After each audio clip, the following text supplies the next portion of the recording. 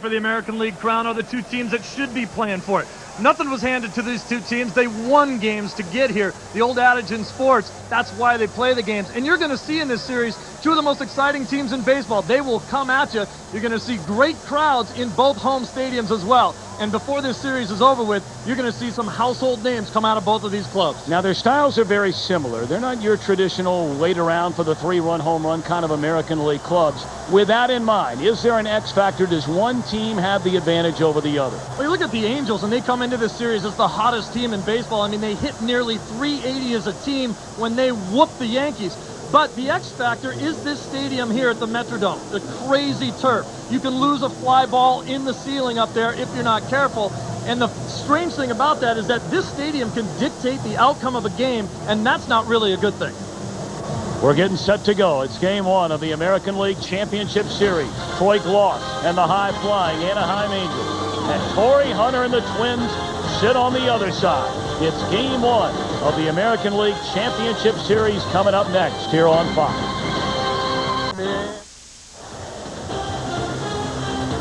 The League Championship Series on Fox is brought to you by GMC. We are professional grade. By MasterCard. There are some things money can't buy.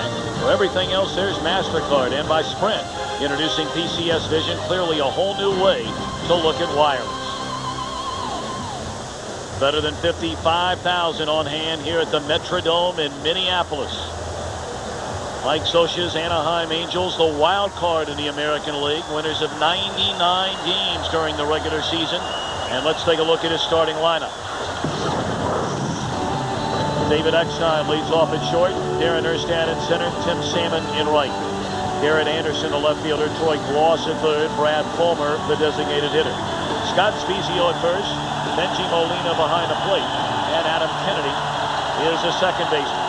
And on the mound for Minnesota, only won 4 games due to injury during the regular year, right-hander Joe Mays. Joe Mays could be the wild card among the Twins staff. They need him big time. Check out the scouting report on Joe Mays.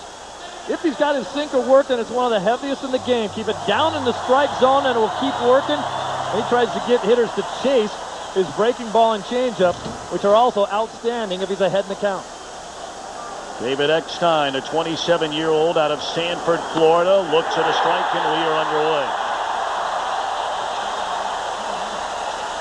This broadcast also available in Spanish by utilizing the SAP button on your television. Eckstein hit .293 during the regular season. Takes high, 1 ball, 1 strike, 8 home runs, 63 batted in. You get a look at his numbers during the postseason. 5 of 18, knocked in a run in a 4-game victory over the Yankees. Back to the mound. 1 away. Take a look at Minnesota defensively. Many believe this is the best defensive team in the major leagues. Jock Jones, Torrey Hunter, and Michael Kadire. Left, center, and right. Corey Koski, a Gold Glove winner, down at third. Christian Guzman will run one at short. Luis Rivas at second, and Doug Minkiewicz outstanding defensively at first. A battery of Mays and A.J. Pierzynski.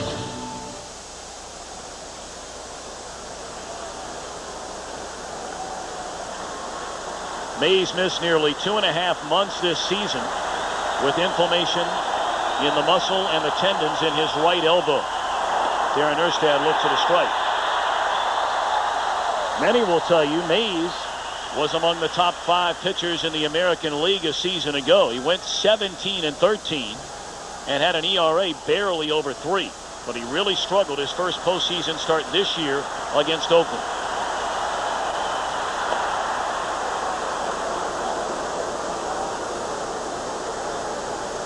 Came over from Seattle.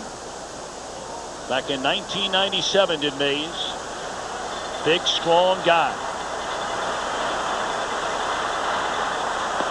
High and away. 2 balls and a strike on Darren Erstad. Kevin Appier will get the ball tonight for Anaheim, making his second start of this postseason. He is the only Angel on the active playoff roster with playoff experience.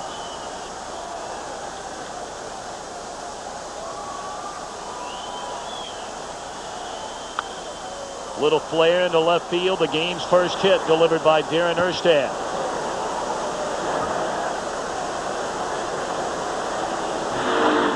He's trying to keep the ball down in the zone. Erstad just trying to go with it, go the other way, off the end of the bat a little bit. There you see the release point of that sinker as it comes off the outside of the fingers. And Erstad knows at this point right here, after he dunks it in over there, there's a potential double if things get a little hairy out there for the outfielders. The ball can squirt through. Ball almost picks up speed on this AstroTurf. Now the longest tenured Anaheim Angel, Tim Salmon, the 34-year-old native of Phoenix, Arizona. And he takes a strike. Salmon hit .286 during the season. Had 22 home runs, 88 batted in. By and large, stayed injury-free this season. Something that really has plagued him going back to his Rookie of the Year award in the American League in 1993.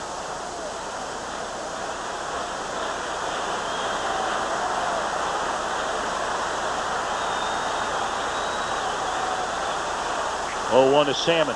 On the ground, could be a double play. Guzman, rebound. It is.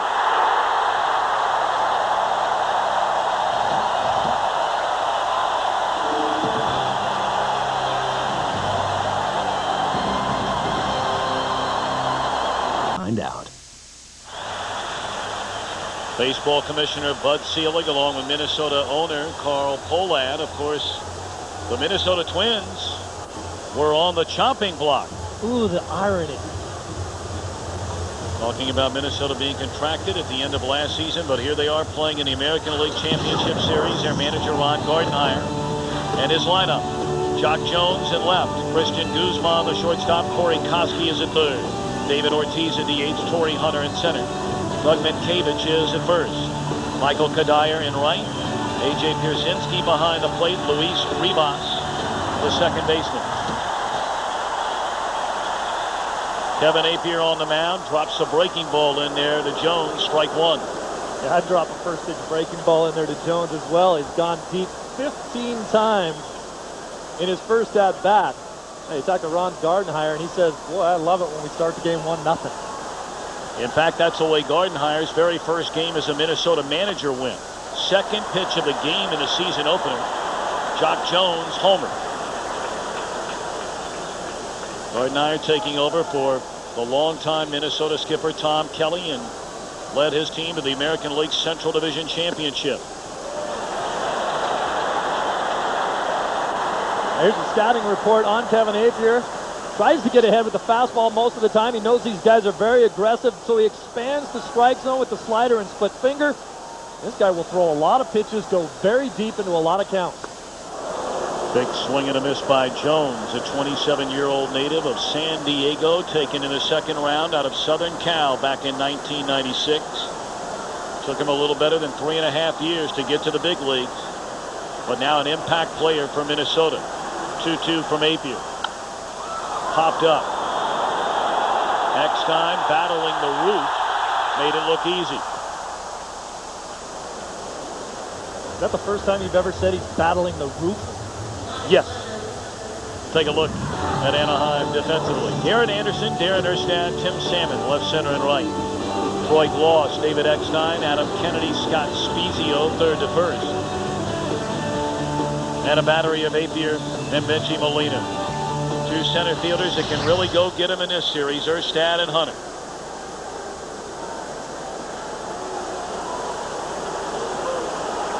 Christian Guzman hit .273 during the regular season, 9 home runs, 59 batted in, looks at ball one low.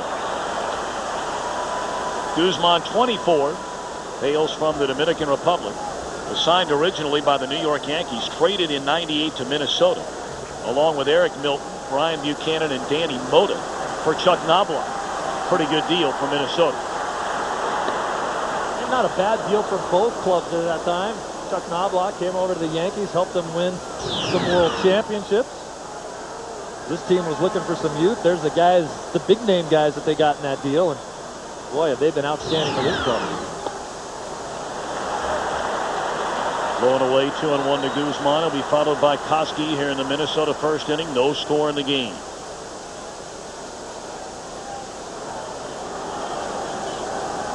Appier making his 4th career appearance and 3rd start in the postseason. His 2nd of this postseason. To Hopper. Good play by Spezio. He's done a solid job since moving as a third baseman to a second baseman with Oakland. Now a first baseman in Anaheim. Well, I had a long conversation with Joe Madden, the bench coach of the Angels, and he told me that he thinks the two best first basemen in the American League are playing here. We know about Minkiewicz. You don't know a lot about Spezio, and they said he has been unbelievable over there for a guy who's started as a third baseman, ended up as a second baseman, and pretty much just threw a first baseman's glove on because he wanted to get more at-bats. They say he is as good as it gets over there. They say the same thing about Koski as a defensive third baseman. Ball one inside. Numbers down this year for Koski. Has battled a number of injuries, hitting at .267. 15 home runs and 69 batted in.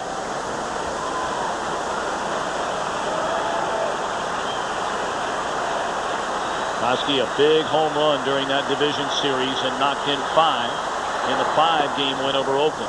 Breaking ball missed, and Appier wondering where.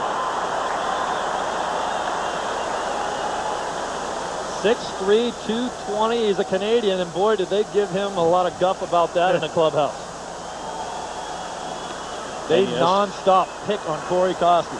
Just because he's Canadian, I guess. And he acts the part.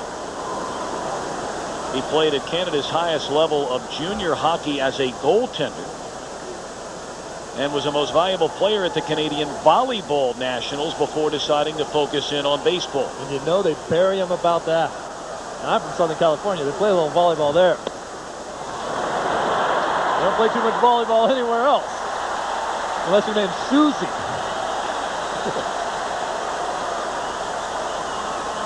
Appier's fallen behind Koski at 3-1.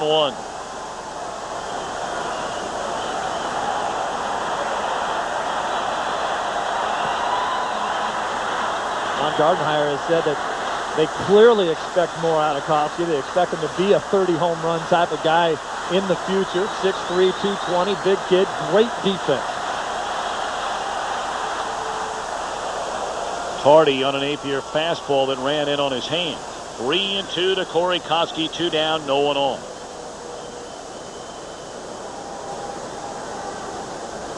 Appier has had an outstanding career. He's won 161 games, only lost 127, and a career ERA of barely over 3.5. And in the American League, that's lights out.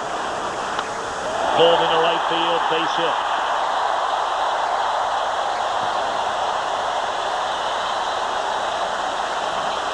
You know, Tommy, I cannot look at Kevin Appier for the number of years that he's been in the league and not think of Goose Gossage when you see his delivery. Drop and drive guy, throws a lot of elbows at you. You see gloves, knees, and then a little bit later on, the ball.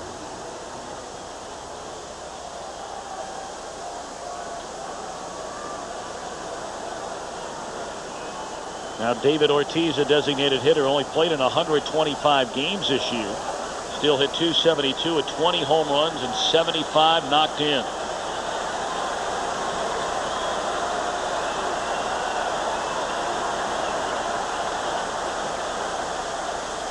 Ball one high and away. Ortiz missed a month with knee surgery. Last year he missed 3 months with a broken wrist and still finished third on the team with 18 home runs. Was the player to be named later in the deal with Seattle back in 1992.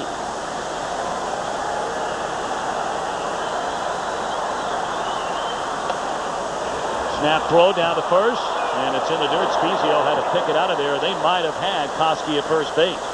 Molina is another one of those guys that's very underrated. Tremendous defensive catcher. A little snap throw right there. Look at Spezio picking and grinning down at first base. That ball gets by him. You can run for days. But I love this. Good throw. Gets him out, though. Ivan Rodriguez, one of the best at throwing behind a runner at first base. Molina didn't even bother standing up. Just fired it down there from the crotch.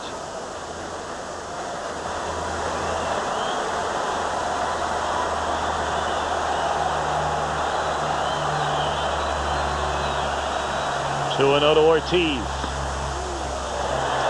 Missed a little low. Appier doesn't appear to be all too happy with Ed Montague, the home plate umpire.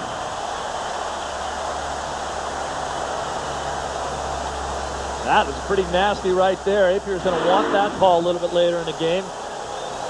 Hopefully try to establish himself out there and then move it a little further and further off the plate.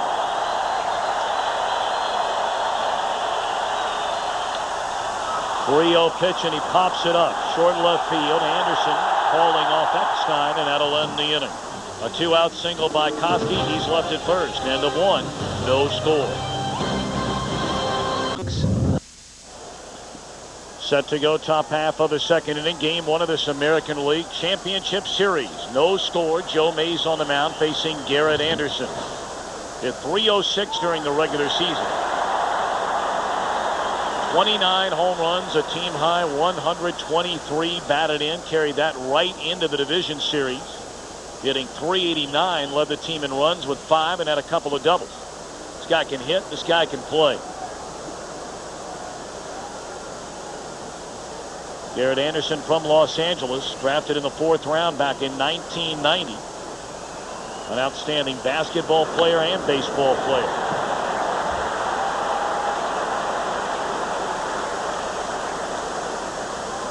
Anderson, the first Angel ever with 3 consecutive 100 RBI seasons. Had 123 RBIs 2 years in a row. Funny number to land on twice. He can land on that for about the next 5, 6, 7 years, and that would be just fine with Mike Scioscia. Be just fine with just about everybody, wouldn't it be? Except for every other team in the American League. Well, we really had a chance to enjoy ourselves both with Mike Scioscia and Ron Gardenhire earlier today. 2 managers extremely pleased to be here, but they feel as though the job is not done. They don't like being called Cinderella. They've gotten here in very different ways, although the team styles are similar. Yeah, it's like looking in a mirror when you talk about the 2 clubs. Very, very aggressive at the plate and on the base pass. Good defensive ball clubs. Will make some aggressive mistakes, and neither one of those guys care about that, because that's how they'd rather have them making their mistakes. On the ground to Guzman. 1 gone.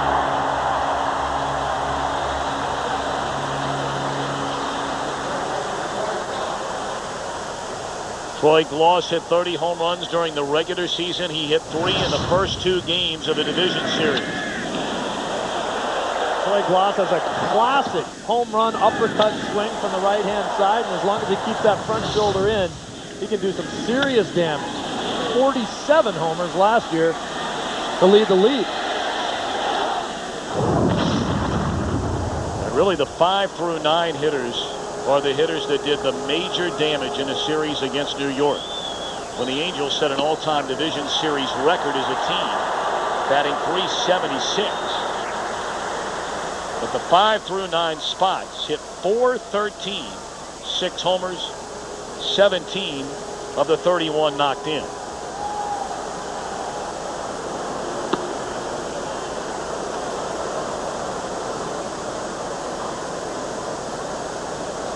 Troy Glaus, a first-round pick in '97 out of nearby UCLA, and only 26 years old. Oh, to have his future.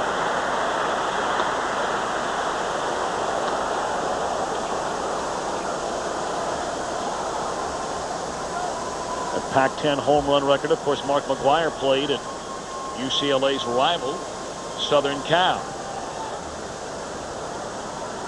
I watched Glaus play in college. Watched him play shortstop. Could get it done over there, too. As he's gotten into his 20s, got a little bit bigger, a little heavier, 245 pounds. You don't see too many guys like that playing short. Bumped him over to third base, and this guy's a player. Home run production a little bit down, but his RBI and his run production period was not down. Cut his strikeouts a little bit too. 144 of them on the year, but you'd expect that kind of a number from that type of power hitter. 2-2 from Mays. Strike 3, or no, ball 3. Boy, it looked like Ed Montague was making a turn right to ring him up. That's nasty right there. Montague strike zone, pretty tight right now, but certainly calling it the same for both sides. Well, he even pulled out that right hand, and he does it for strike 3 this time.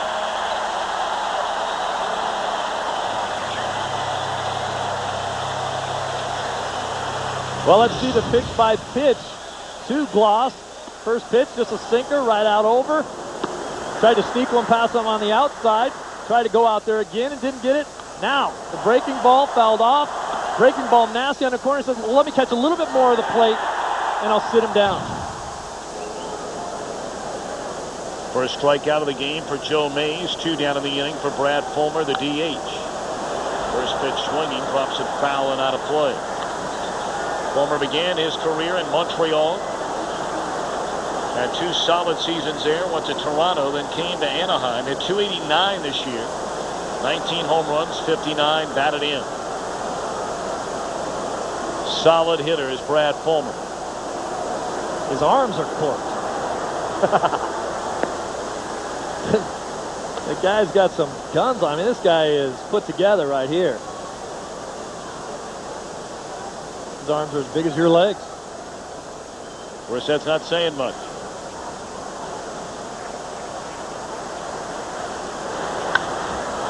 High fly ball, straight away center field. Routine for Torrey Hunter. And Mays mows him down in order. Hunter will lead off the second. Scoreless in Minnesota.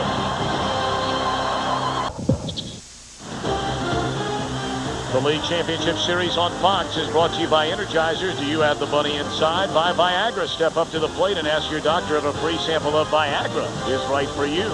And by WebMD, the place America comes for healthcare answers. Step up to the plate? Dig in, brother. I love it. Torrey Hunter, the most popular player of the Minnesota Twins since Kirby Puckett, they tell us, in his town. That one's shot into right center field. It's off the wall. A stand-up double for Torrey Hunter.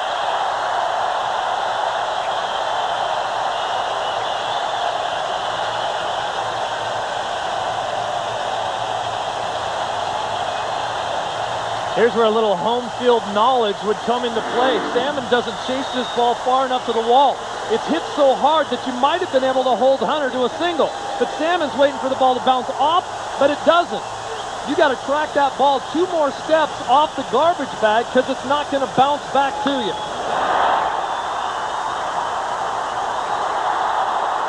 Hunter's doing a little flying of his own around the bases.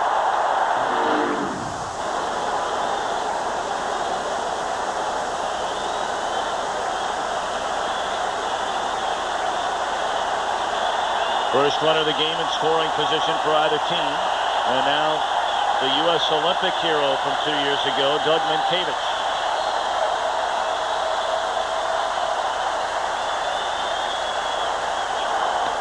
Strike 1. Mankiewicz, 28 years old, went to Westminster Christian High School in Miami. Went on from there to Florida State. Mention won the gold medal with the U.S. Olympic team in Sydney in 2000. First place there in Toledo, Ohio. I wonder if he grew up dreaming of playing for the Mud Hens. I doubt it. 0-1. Fouled away. The Mud Hens never played in the ALCS. No, they did. Mankiewicz, a high school teammate in Miami, Florida, of Alex Rodriguez. Those guys win anything? Pretty good. Wow. See those numbers by Mankiewicz with runners in scoring position. Ron Geidenheimer told us before the game, said, Mankiewicz is made for series like this. He's expecting a big series out of his first baseman. Big-time guy, big game player.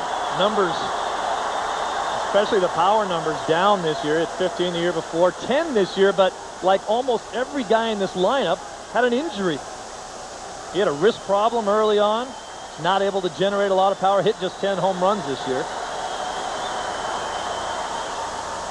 He gets away from Molina. And racing on to third is Hunter.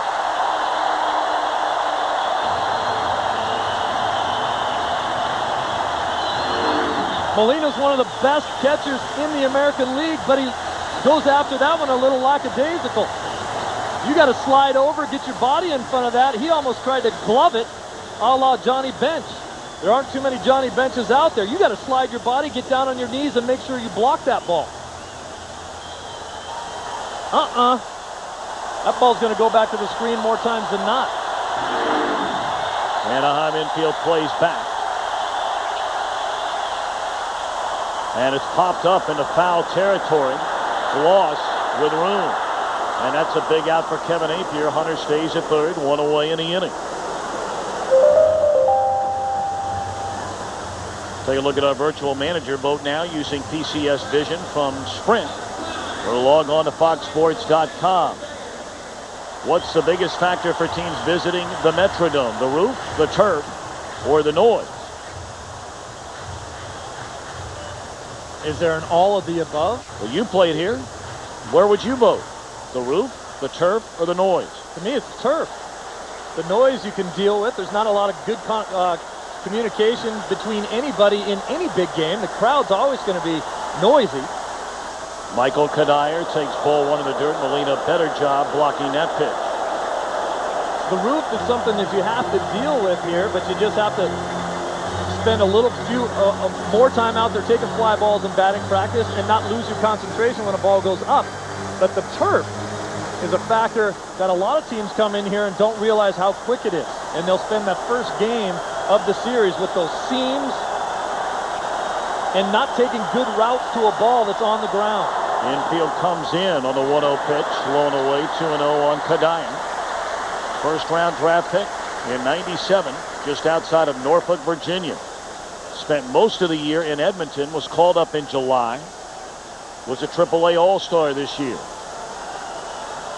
They love this guy. Did he go? They appeal. And no, at first says Mike Evans. 3-0. In this organization at the major league level right now, A.J. Pierzynski probably has the purest swing, although he hacks at everything. This guy's second in line. They like his stroke. There's the check swing. In batting practice today, the ball was jumping off his bat. Infield in, 3-0. And it's taken ball 4. It almost appeared like Appier was pitching around Kadire there. I mean, this guy's capable of doing major damage. Not so sure you want to pitch around him too much to get to this guy, though. There's your average during the playoffs, over 400, a 300 hitter during the regular season. Now, you talk about a good, bad ball hitter. Pierzynski's your guy.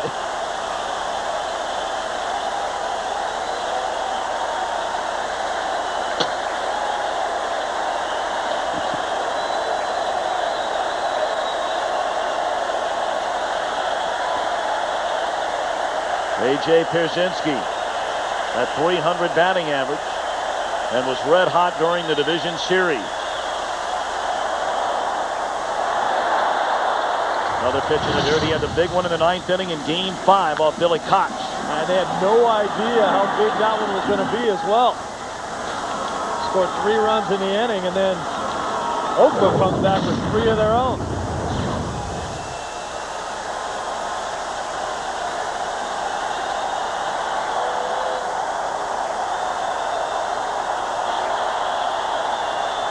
Over the first, and Hunter broke as though he was coming home.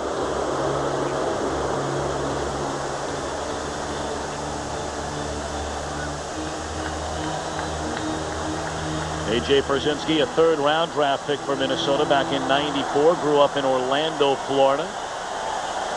An all-star for the first time this season. Led the Twins in batting average and tripled as a catcher. Fouled away. Pierzynski, one of 3 Twins that had that will twin against Oakland. Koski, Mankiewicz, and Pierzynski. A lot of hits and a lot of vowels.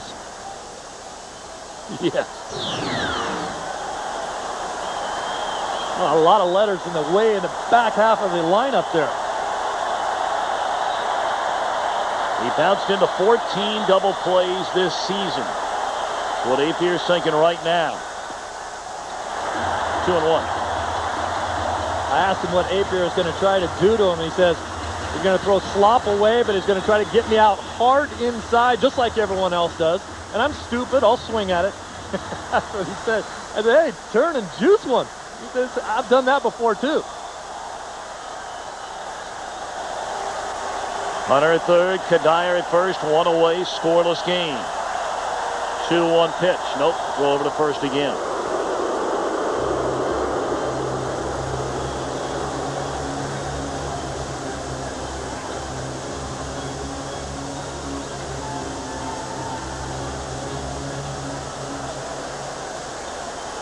Ron Gardner will tell you that Pierzynski is already one of the top catchers in the American League and will only get better in years to come.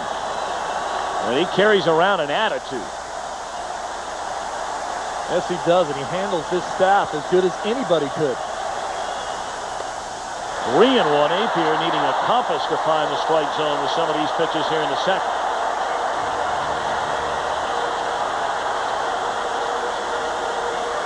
Luis Rivas waits in the on-deck circle. You have the type of wind-up and delivery that Appier has. Sometimes you can lose focus of where your release point is. Very hard to stay consistent and keep the same release point when you are a big drop and drive guy like Goose Gossage used to be. Lined into left center field. Erstad will run it down. Tagging and scoring is Hunter. 1-0 Minnesota.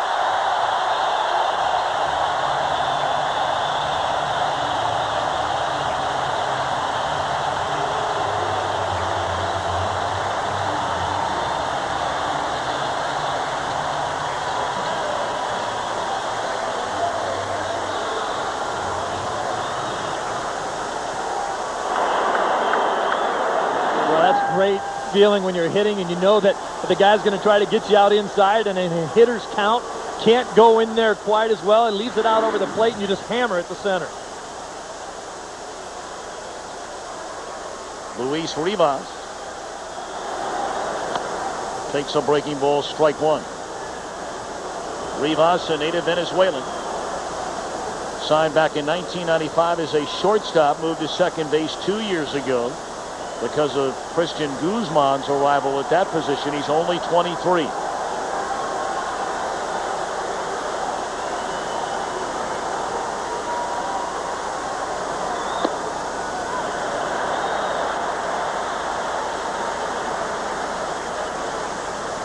Well, you talk to the people here in Minnesota, and they will truly tell you they think this guy is a star of the future.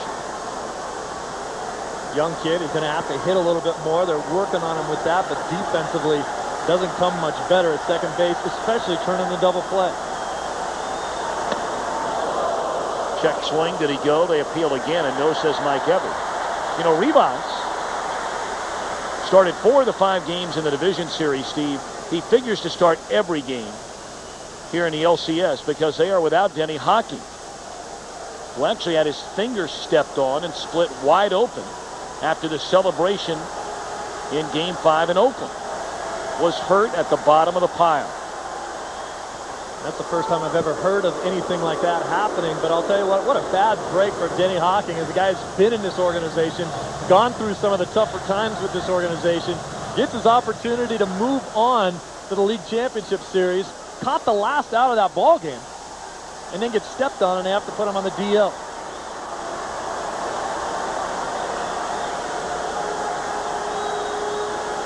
Two-one to Rivas.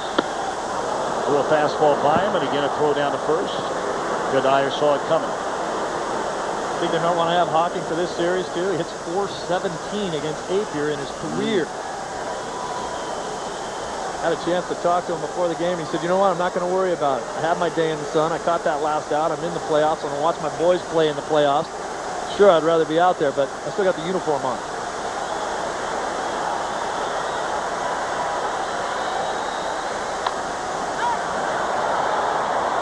Popped up and will drift in amongst the fans. Ron Gardner did tell us that Should his team reach the World Series, then he has a pretty good chance to be back. The problem with the way it was, where it split his finger, it got down into the fingernail as well. And he just didn't think that Hocking would be able to hang on to a bat until at least the weekend. He says there's no way I can go that far into the series and not have an extra body.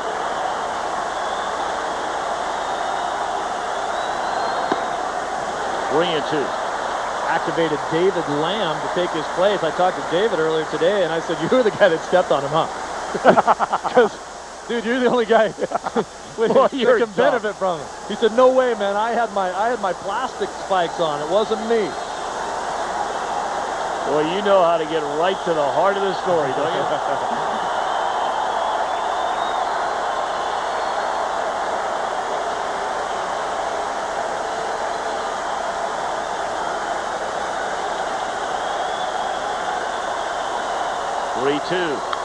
Cold foul. There's a runner getting started over there at first base, Kadire. And for a big guy, he can run pretty well. You know, you hear so much, and we heard so much, having not seen Minnesota during the regular season, Steve, that, you know, they were a running team, a National League kind of team. Ron Gardenhire would like them to be more of that kind of club. I love it. They don't run as much as everybody thinks they do, I think. They don't have a good percentage trying to steal bases. They make a lot of aggressive mistakes, and Gardenhire loves it that way. Swing and a miss to end the inning. But Minnesota gets on the board. A leadoff double by Torrey Hunter. A wild pitch and a sac fly by Brzezinski gets him in. 1-0 Twins.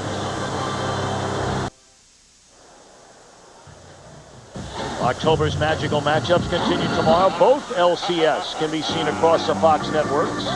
Beginning at 8 Eastern, 5 Pacific, most of you will see Game 1 of the NLCS, the Giants and the Cardinals. While on Fox Sports Net, it's Game 2 of the ALCS between the Angels and the Twins. For those of you in Los Angeles and Minneapolis, you can see your American League Championship Series game on your local Fox affiliate. So check local listings for the game and channel in your area. 1-0 ball game. Minnesota in front. We open the third inning. Scott Spezio looks at ball one. That's got to be some kind of baseball paradise when both games are on at the same time, and you've got a clicker with a little jump button. Back and forth, back and forth, back and forth. You might not ever go to the bathroom. But you would. Yes, I would find a way. Spezio pops it up. Up the third baseline, foul ground, Pierzynski the call, and the catch. Joe Mays looking very sharp early on here tonight, something he wasn't in his start against the Oakland Athletics in the division series, and Ron Gardenhire went to the back of the team plane and talked to him about what he thought he should do the next go-round. He says sometimes Mays just outthinks himself. The old saying in baseball, and I love this one, my favorite one, no brain, no headache. Don't think, just let your athleticism take over. Let AJ put the fingers down and throw the ball to him.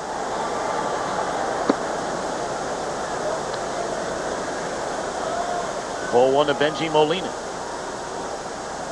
Tonight he looks so calm out there on the mound, almost like he's going to fall asleep. In the air, right field, playable for Kadire. Quickly. 2 away here in the Anaheim third.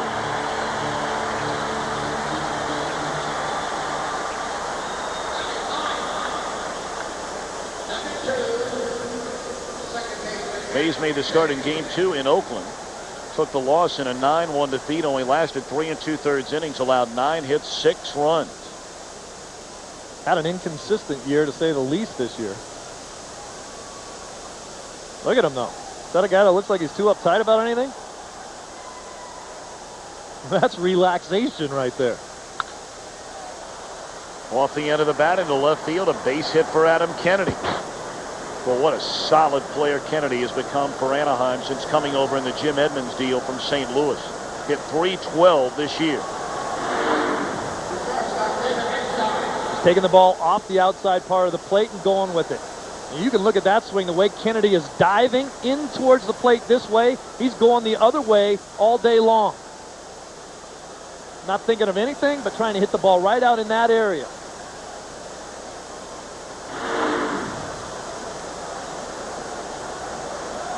Now Eckstein, who bounced out to Mays, leading off the game.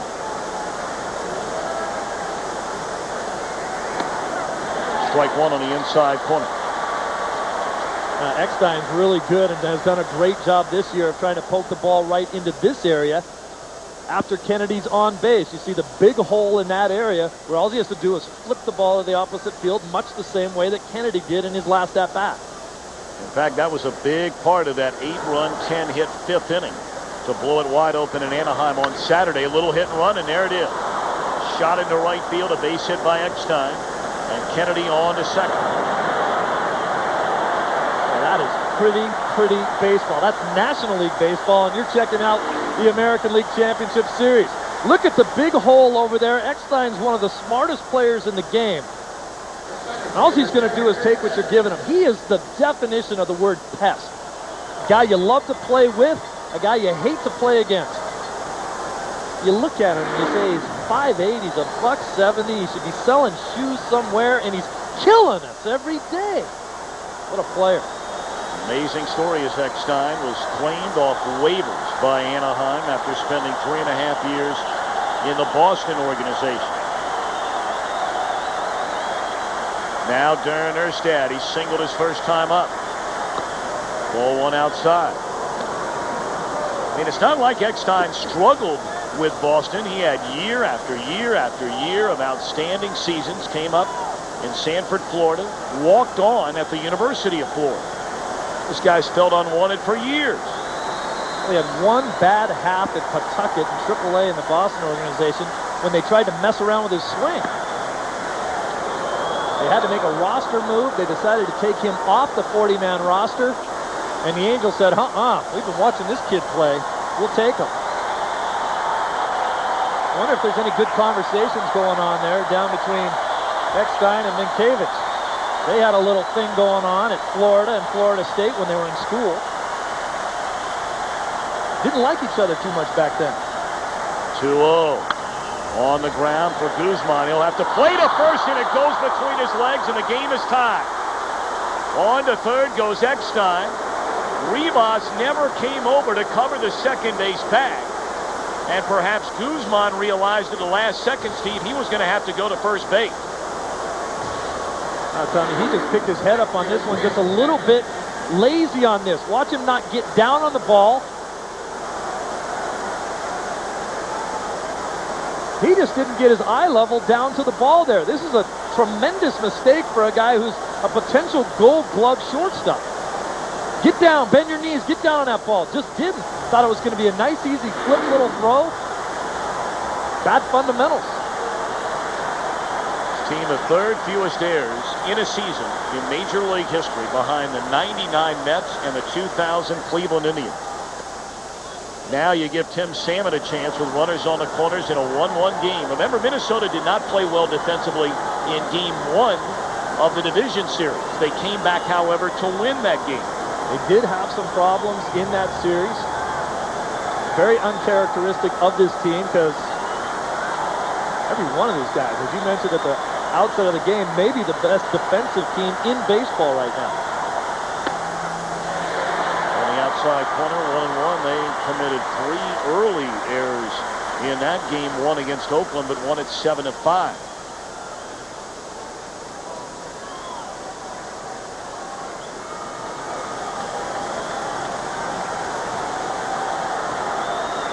Eckstein, the runner at third. Darren Erstad on at first. 1-1 to Tim Salmon. Strike two.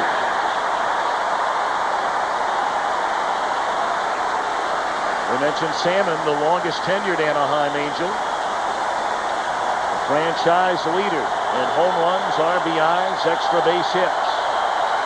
Rex Hudler, the wonder dog, who now announces the ball games for the California Angels, gave the nickname Kingfish to Salmon. About time someone stuck that one on him.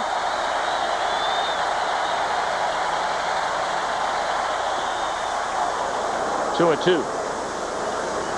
Dan Gladden, who was a great outfielder in the championship season for this Minnesota team, who also does radio broadcasts for the Twins, says one of the things that this team did better than anyone else, and there is Danny Gladden, We forced them into giving us 4 outs. We would make them make the mistakes. They have made the mistake in this inning, and it could cost them with Salmon at the plate.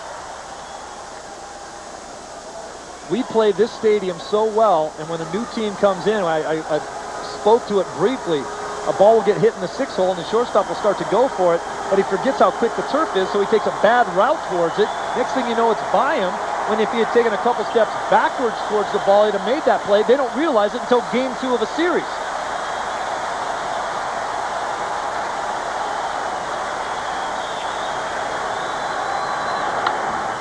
In the air, right center field. Hunter is there. The inning is over. An unearned run scores for the Angels. After the air by Guzman. We're tied at 1.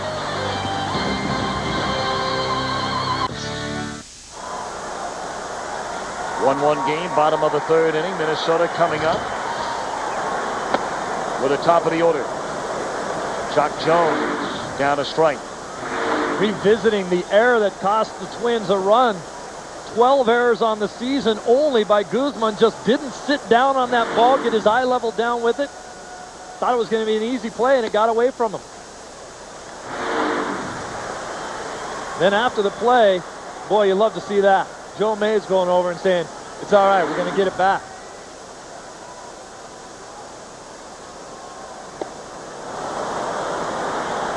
Jock Jones, a free swinger. Ron Gardenhire's been very happy, though, with his season this year, and he knows that he will chase some balls out of the strike zone. But hard to argue with 300 average, 27 home runs. This one in the air to right. Back to the wall is Salmon, and has enough room. You have to hit it up above the baggie there in right field. For those of you that have never seen a game from this ballpark, the big high wall where the truck sits. You got to get it up over the garbage bag. Everybody looks at that garbage bag out there and they say, boy, that must be a nice fun wall to have to run into. If it's not a big deal, you run into it, it doesn't hurt. Well, about every 6 feet, there's a metal beam that's holding that thing up. And those things are hard. Ask Kirby Puckett. Ball 1 to Christian Guzman. There's what you're talking about. That is a metal beam right in there that supports the entire wall. And then where the wall actually gets much taller, they're even closer together.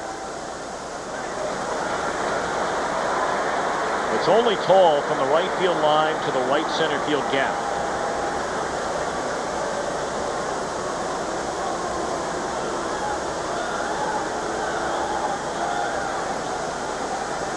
Two 2-0 on Guzman. Foul back out of play. Guzman bounced out to the first baseman Spezio in the opening inning.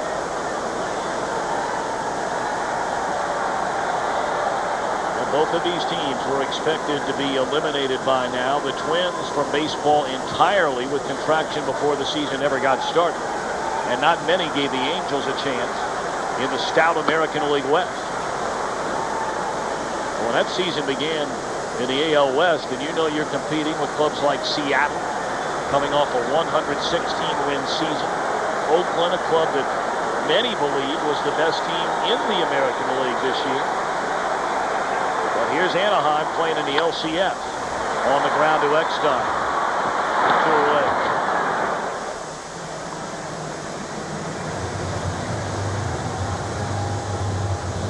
Here's the same ball as you watch Eckstein field the ball. Watch how he sits down on it, gets his eye level way down on the ball, puts his glove on the turf. And by no means am I saying that Christian Guzman is not a good shortstop. We're talking about a guy that made 12 errors all season long, and they're talking about Gold Glove for Guzman. Corey Koski had a 2-out single to right field, was stranded right there in the opening inning. Koski 4 of 22 so far during the playoffs. 0-1.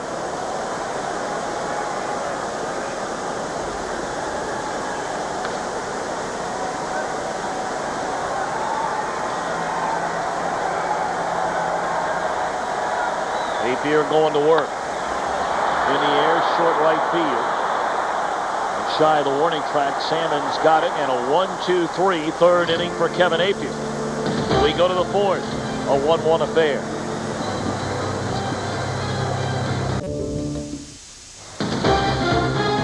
League Championship Series on Fox is brought to you by Kia and the new All-Star Sorrento SUV at Kia. Make it every mile count. And by Radio Shack, official sponsor of Major League Baseball. The Twin Cities, Minneapolis, St. Paul. A wee bit chilly when we arrived here yesterday after leaving the sunny confines of southern and northern California. About 45 degrees upon arrival here yesterday. And some flakes of snow in the morning. Thank you very much. And I was wearing my golf shirt, which is my winter jacket.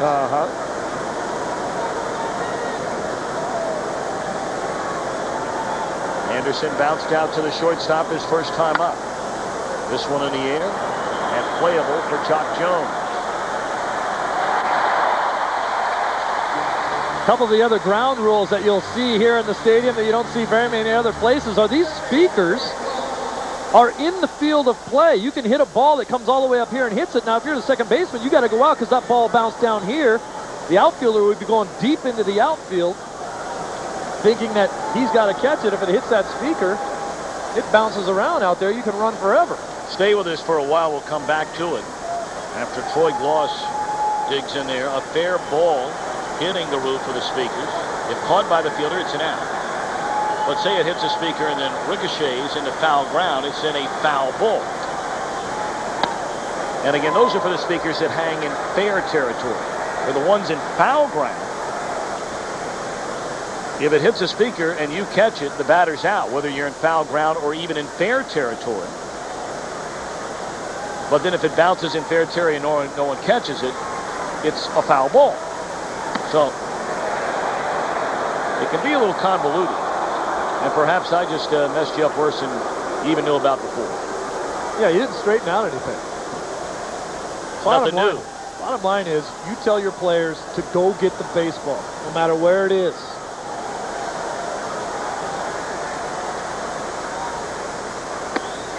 Swing and a miss to Gloss. Good 2-0 off-speed pitch right there from Joe Mays. This pitch set up with his hard sinker. That just takes him off. A little change there, a little dead fish. Dead fish fastball. I love that turn. Just take a little bit off of it. Get a guy out in front. Throw it in a hitter's count. Took a little off again. 2-2 to Gloss.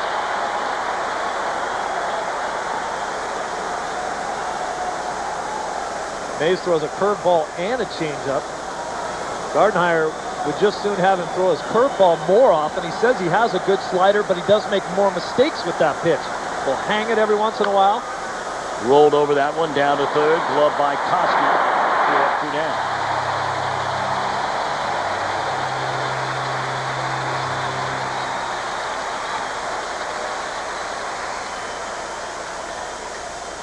Well, what did you decide? What is the most memorable moment in Major League Baseball history? Watch Game 4 of the World Series on Fox to find out. The most memorable moments are presented by MasterCard. Don't miss it. And one of these two teams will be playing in that World Series. The Minnesota Twins, who have won a pair of World Series while playing in Minnesota since moving from Washington, D.C. You may remember they began as the Washington Senators, one of the first 8 original American League franchises. Then Calvin Griffith bought the club, moved him here to Minneapolis in '61. Herbie Puckett helping lead the Twins to World Series crowns in '87 and again in '91.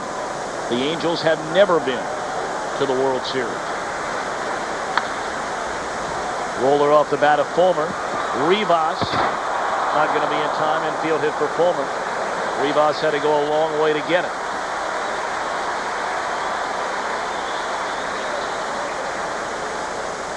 Frankie V.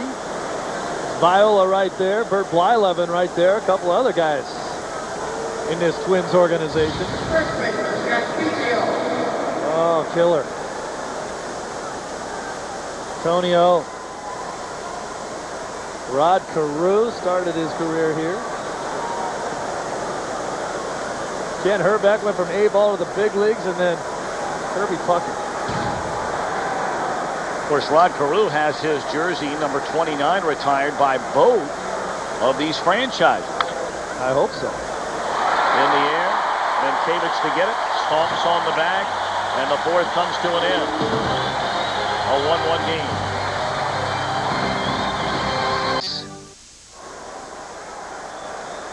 Twins bat bottom half of the fourth inning against Kevin Appier. A 1-1 game. Breaking ball, strike one. To the cleanup hitter, David Ortiz, a DH. He'll be followed by Torrey Hunter and then Minkavich.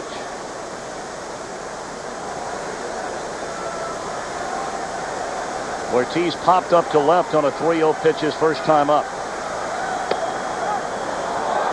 Sharp breaking ball to knees, a strike. Appier has done a great job of getting in on the fists of a couple of hitters. Last inning, Corey Koski and Jacques Jones. Jones with a warning track shot, just enough inside to get in on the handle.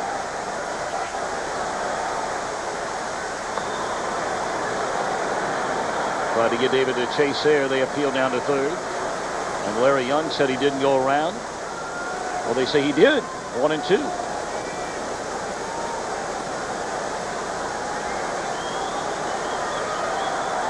Appier has always pitched well here at the Metrodome. There's a missile in the right field.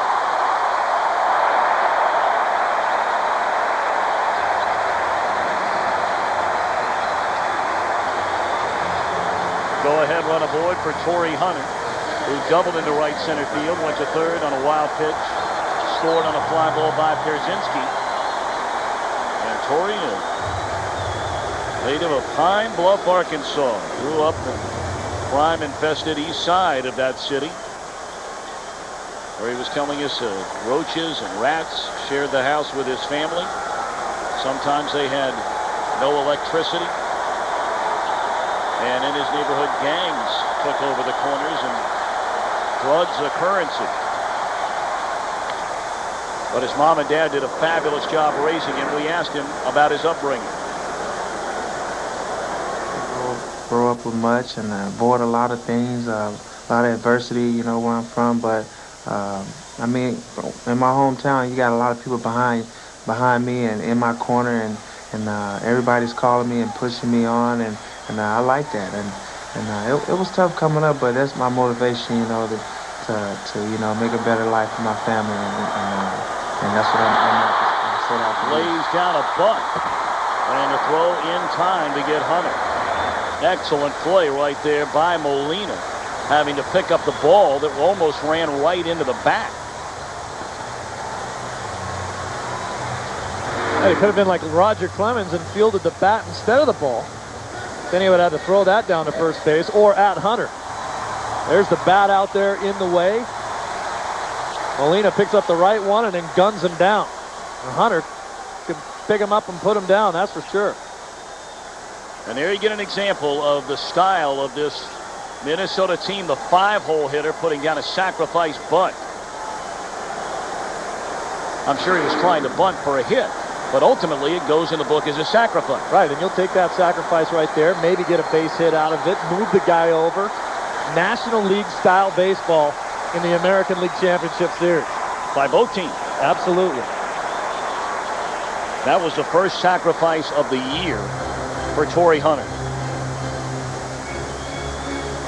Ron Gardenhire told us before the game, any manager who tells you he doesn't change his style of play to some extent during the postseason is probably not being honest with you.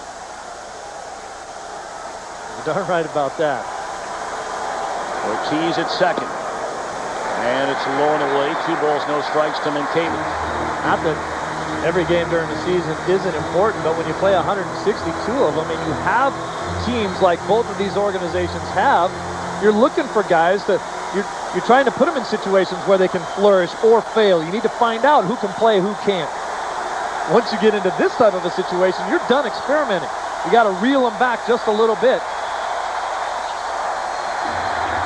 Both organizations, both managers told us that they have talked extensively with their teams about being smart about their aggressive play. But during the season, especially that man right there, Ron Gardenhire, said, you guys go out and play. If you do something really stupid, we'll let you know about it. But as long as you're playing hard and you're being aggressive, we'll take the mistakes right now. Ball 4 low. Second walk of the game issued by Appier. 2 on, 2 out in this 1-1 game with Kadire coming up. As you might imagine that Minkiewicz, with a name like that, has a nickname. They pretty much just call him Mint here. You look at the name on his back, it goes from armpit to armpit. Some people might not be sure if that's his name on his back or a disease. That says it all. That's a great one. Kadire walked his first at bat. First pitch swinging here, a little floater in the right, caught by Salmon, and everybody stays put. So after a 4-pitch walk to Minkiewicz, Kadire first pitch hacking.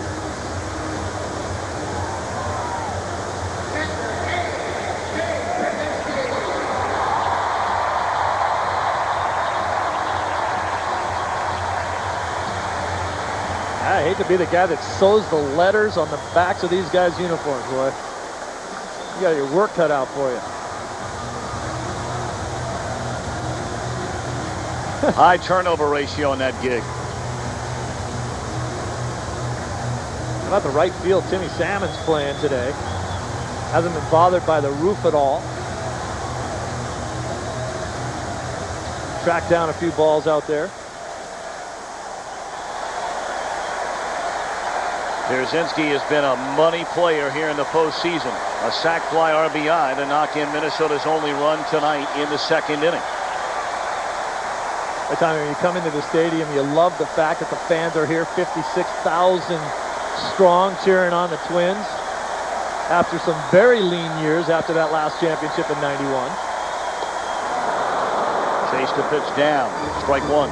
Hopefully this run that this team is making might give this area the incentive for a new ballpark, maybe a baseball-only ballpark, because this is a football stadium. And I'll tell you, I come into the Homer Dome here, and I'm constantly looking for, you know, the ringmaster and the 3 rings and the dancing bears. I'm thinking there might be a circus going on here somewhere.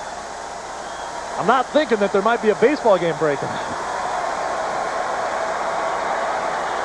Come here for a tractor pull. They have those too. 2 on, 2 out. Fouled out of play, and Appier gets in front of Pierzynski. 0-2. People in the American League that have spent a lot of time coming here or living here will tell you this is a great baseball city. And Ron Gardenhire and Terry Ryan, the general manager, sitting right next door, said, hey, look, we've had bad teams. They had 8 straight losing seasons until last year. They have great weather here in the spring, the summer, and the early fall, and an outdoor ballpark would be ideal for this area. If it has a retractable roof. Right. 1-2. Back in the time where I was coming here as a player, I used to talk to a lot of people from the Minnesota area that said, hey, we didn't mind going to the old Met. It was cold. We knew it. We're used to it. We're from Minnesota. It gets cold here. Yeah, maybe you've seen those highlights of Bud Grant. Yeah, we wear a jacket. 2 on, 2 out, 1-2. Appier the pause, turns it loose. Fastball away. Big pitch coming up right here. You would assume Appier does not want to go to 3-2 and give the runners a chance to get started. Well, Appier did a bad job with Ortiz after he got ahead in the count and threw him a good pitch to hit. Appier in this situation, especially with a guy like Pierzynski who will swing at everything, he's got to give him a chance. He's got to give himself a chance to let the Twins get themselves out. They're so aggressive at the plate, you don't have to throw many strikes, especially when you're ahead in the count as the pitcher. Little floater into short left field, and Gloss will run it down to end the inning. Good play by Troy Gloss. Minnesota leads 2. We're back to Minneapolis after these messages from your local Fox station. Top of the 5th inning we go. Game 1 of this American League Championship Series. The Angels and Twins even at 1. Benji Molina, Adam Kennedy. And then David Eckstein due up against Joe Mays, who's allowed a run on 4 hits. The run was unearned. An error by that man, Guzman, allowed the first run of the game. 1 gone. We've talked about the Metrodome a great deal already. We asked Mike Scioscia about his team playing here. It's tough. We played 6 games here this year. You know, you have your battles with balls that go up in the air. The noise will be incredible. But I think you know it's a challenge to keep your focus where it needs to be. I think you're always trying to filter out distractions, no matter what it is during a season or during a game or whatever. You just need a heavy-duty filter, you know, to keep yourself focused. But I think you know, I know I have the confidence our guys can do that. These teams, as Mike mentioned, went toe-to-toe and literally toe-to-toe 9 times this year as Adam Kennedy takes outside 1-1. Minnesota won the season series 5-4. 7 of the 9 games decided by 3 runs or less. 2 win extra innings.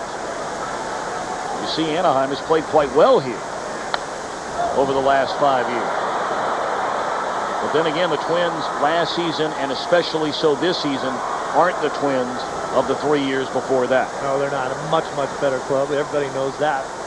This team did a great job of letting these guys come through the minor leagues together, play at the major league level for a couple seasons, get to know each other, come up together, feel like a family, take your knocks at the major league level. And now they're pretty darn good. 1-2. Into left field again. This one will be caught by Jones. Kennedy had a single that way his first time up. Hit it hard this time, but allowed out. You know, Mike Scioscia was talking about the problems of coming into this stadium to play. And to me, the noise is the least of these guys' worries.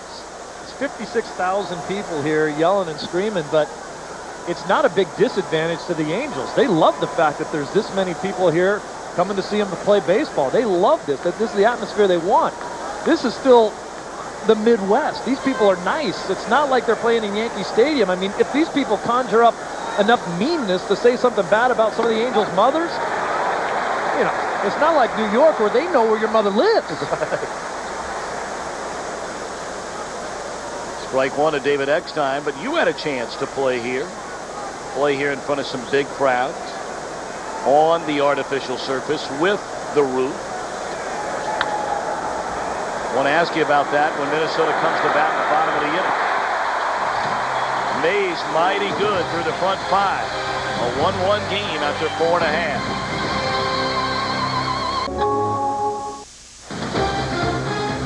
The League Championship Series on Fox is brought to you by the Intel Pentium 4 processor. Can a better computer really change your life? Yes, Intel. By Chevy Trucks, the most dependable, longest-lasting trucks on the road. And by MasterCard. There's some things money can't buy. For everything else, there's MasterCard.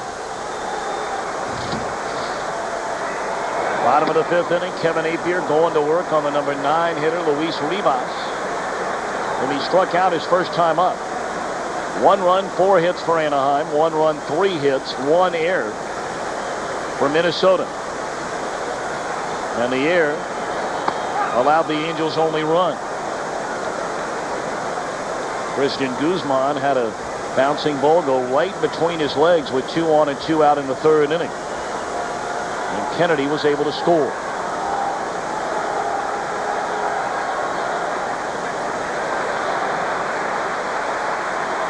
You brought up the point on that play as well. It was David Eckstein, the runner from first to second. Should have been a nice, easy little toss play to second base for the force out. Eckstein hustling all the way in. And the thought that Guzman might have to come up and throw to first may have rattled him a little bit. 3-1.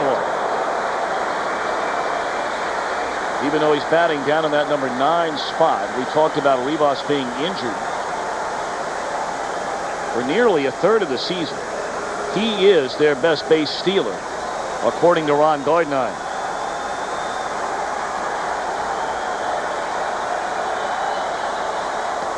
And he has drawn a walk to begin the 5th.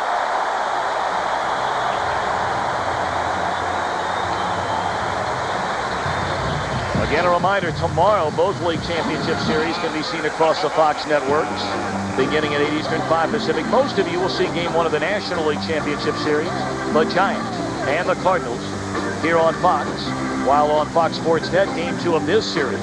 For those of you in Los Angeles and Minneapolis, you can see the American League Championship Series on your local Fox affiliate and the National League game on your local Fox Sports Net affiliate. Check local listings for the game and channel in your area. Barry Bonds and the Giants taking on the St. Louis Cardinals. In the air, left field. Anderson's got it, one away. And Rivas back to first. Let's take a look quickly at our Chevy Trucks in-game box score. And we start with Minnesota. The Twins only 3 base hits.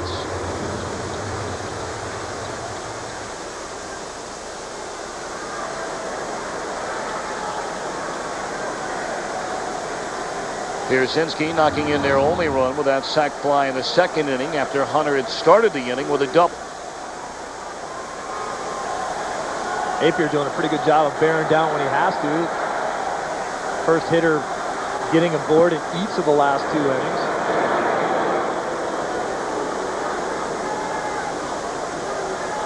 We talked about Rivas and how well he runs. And then Jock Jones, as if on cue from our conversation with the Minnesota manager today, first pitch swinging. Not a prototypical leadoff hitter, and never gave Rivas, who has a huge lead, a chance to run. Strike one. Well, there's not many turf stadiums around anymore. But the determination of what a good lead used to be on a turf stadium is being able to get 1 foot onto the turf. 1 foot in the dirt, 1 foot on the turf. Rivas has almost both feet on the turf. Rivas, coming up through the minor leagues, has had stolen base seasons of 35, 28, 34, 31. 31 with the Twins at the big league level last year.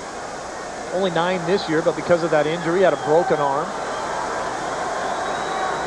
For as aggressive as this team is, they do a poor job stealing bases. Sometimes Gardenhire has told us sometimes that's the back end of a hit and run or forcing a guy to run. But they're only successful 56% of the time. Guzman's actually been thrown out 13 times. He's only stolen 12. Jock Jones has stolen 6, been thrown out 7 times. Torrey Hunter thrown out 8 times. He does have 23 stolen bases. Not great percentages for a team that wants to be aggressive. That will change as time goes on and they get better too. Look at the lead that Rivas has now. 2-1. Lined out of the reach of Eckstein. And here come the Twins, 2-on in a 1-1 game in the 5th.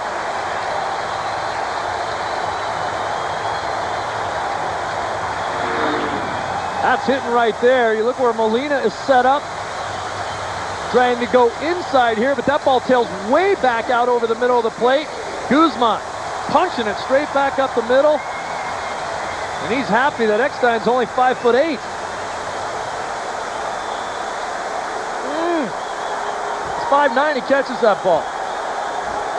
Everybody in the Twins dugout right now is yelling at Eckstein, yeah, stay in that hole. Now the 3-hole hitter Koski is 1 of 2. A chance to give Minnesota its second lead of the game.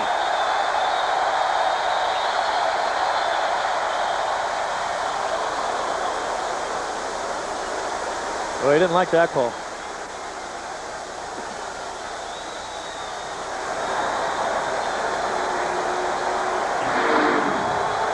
There's the pitch, just a tailing fastball on the outside part of the plate, a little bit up as well.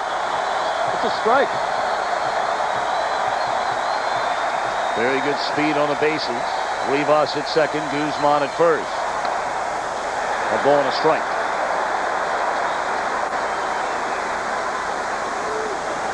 Now here's what I'm talking about with Kevin Appier, how he gets a little herky-jerky. Watch him fall way to the first base side after the delivery.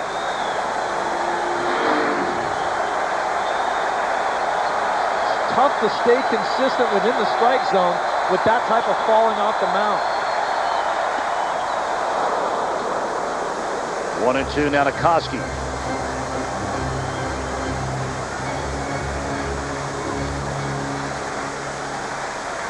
We told actually at a much better pace in his start against the Yankees, Steve, where he threw nearly 100 in 5 innings. told you when this one started that he doesn't mind throwing pitches.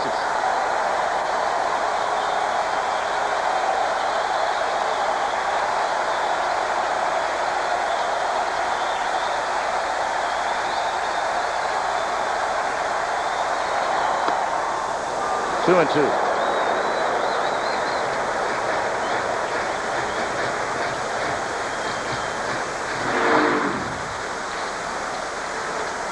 Take a look at that pitch. Right out of the hands of Kevin Appier.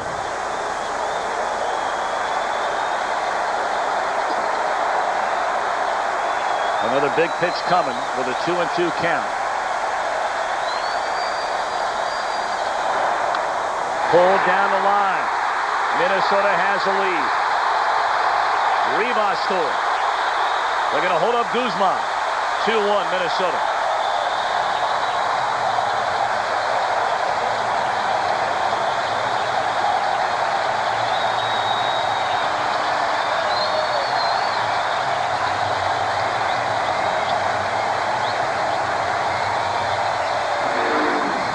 Appier struggling a little bit with his mechanics and his location. He tried to go inside to Guzman, couldn't do it.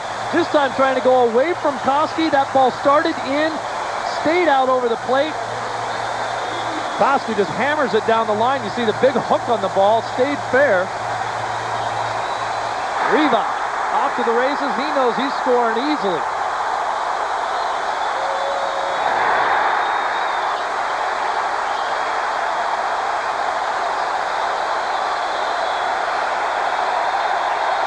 At second and third for David Ortiz. Strike one. 56,000 plus here in the Metrodome, and it's hard to find any of them using what they paid for, their seat.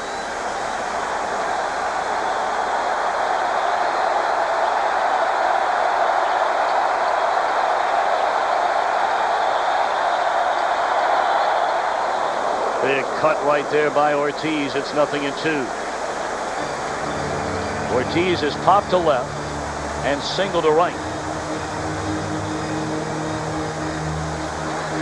Gardenhire didn't come out and say it, but you get the feeling that David Ortiz is who he wants to be, the key member of the middle of that lineup. He says, we're not going anywhere if this guy doesn't hit.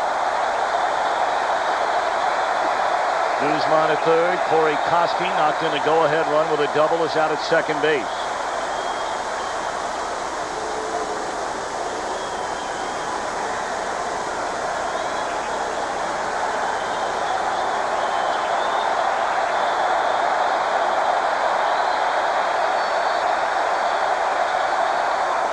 Check swing, and he fouls it off. Still 0-2.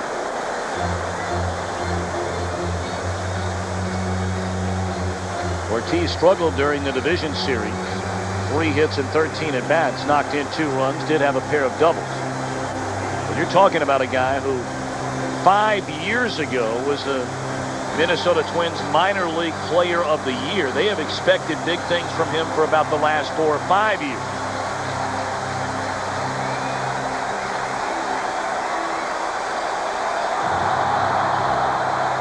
Mike Scioscia says sometimes it's tough to get a particular matchup in a game that you'd like pitcher on hitter, because each guy in this lineup puts so much pressure on you from 1 to 9. Not guys that are going to drill the ball out of the park, but each guy that knows how to swing the bat. Did he go? They appeal. No. At third base says Larry Young. 1-2 on David Ortiz. Up and away from Ortiz, looking right down on him. That's not a swing.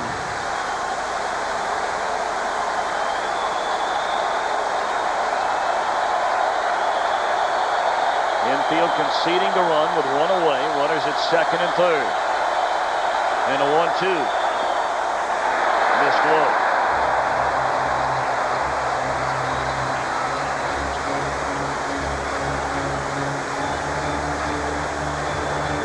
This part of the lineup, Tom, too, is exactly what he was talking about.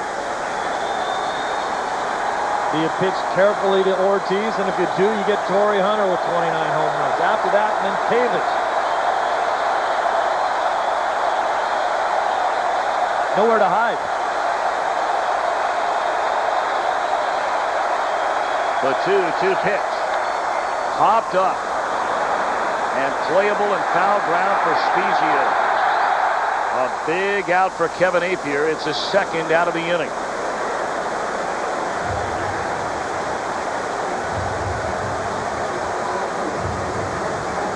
You got to be impressed with what Appier is doing. I think he has been struggling with his release point a little bit in this inning.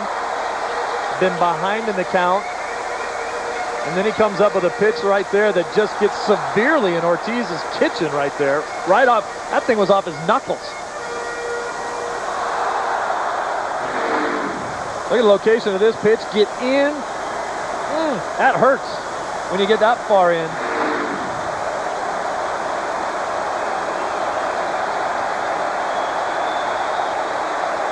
Now Torrey Hunter. He doubled into right center field, leading off the second inning, moved to third on a wild pitch, scored on a fly ball by Pierzynski, and then laid down a bunt, advancing Ortiz to second base in the fourth. That guy's putting a whammy on him.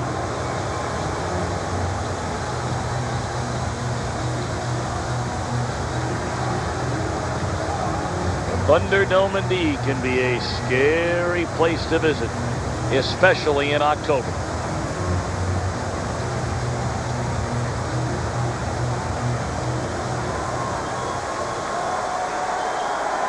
A leadoff walk has hurt Appier here in the fifth. He walked Rivas, allowed a one-out single, then a one-out double.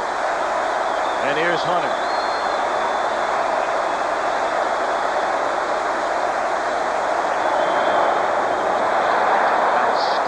Block on that pitch in the dirt by Benji Molina.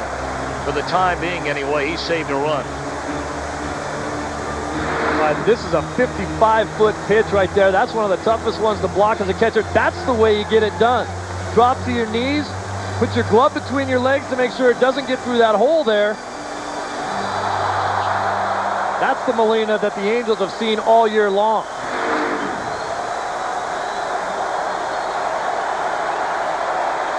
Christian Guzman stands at third. Corey Koski at second. 2 away for Hunter. 2-0.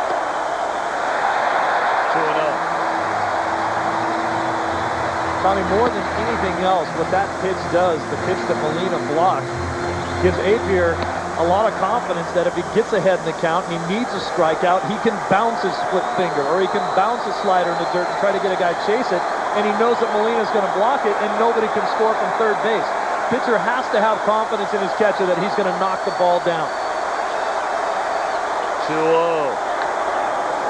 Rolled over foul. You got to look at Brendan Donnelly getting loose in the Anaheim bullpen. Anaheim had the best bullpen ERA-wise in the American League this season. Second best in the major leagues to Atlanta.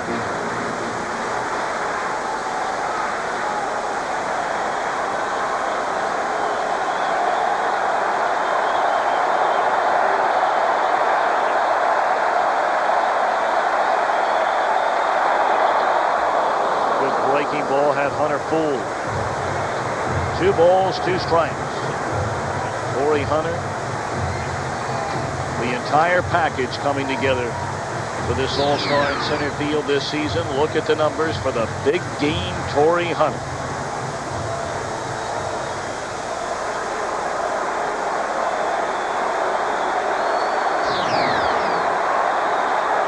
Quickly on his way to becoming a 30-30 guy.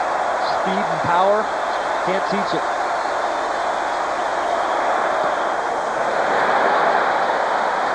And the thing you love about Hunter even more is he is a fabulous defender.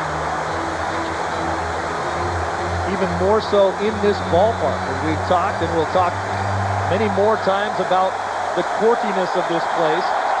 As an outfielder, the Metrodome can take away your aggressiveness. It can take away your great instincts to play the game because you can't turn and run on a ball and take your eye off of it. Imagine imagine Torrey Hunter winning a Gold Glove as he did last year, playing in one of the toughest stadiums to be a great center fielder.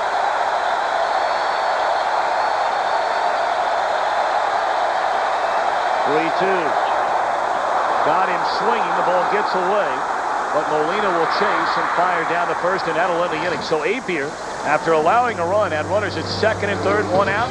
No further damage. It's a one-run Minnesota lead. Bud Light.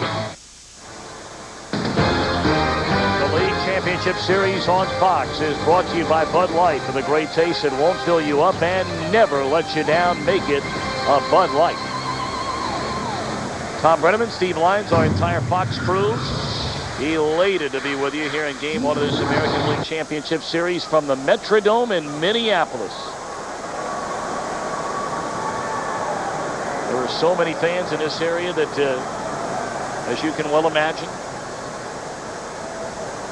we're so upset at the idea of there no longer being such a thing as the Minnesota Twins. When 2 days after last year's dramatic World Series, it was announced that Minnesota would fall to contraction as its ball one high to Darren Erstad.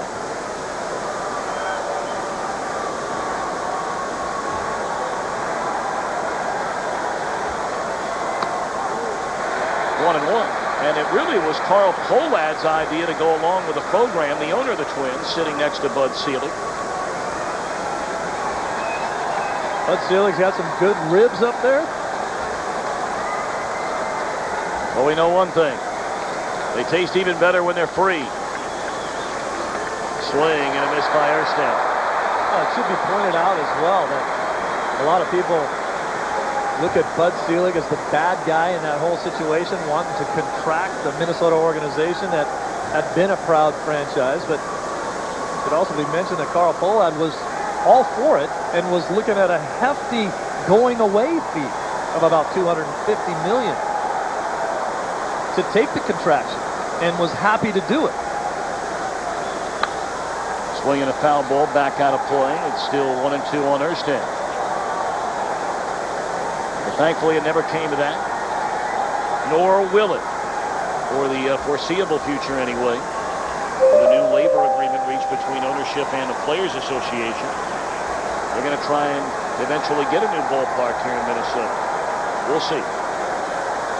Won't be hearing the term of large market, small market as much as we used to. And the new revenue sharing program that's going to be in place. We're talking about a $61 million payroll for the Twins, or for the Angels. Certainly not a high payroll, and the Twins way down there. One of the lowest. 1-2 pitch. Taken outside. In fact, only 3 teams are spending less money on their payroll than these Minnesota Twins. You get a look at the homegrown talent on each of these rosters. Big time number. Very little playoff experience, even for the managers of these teams.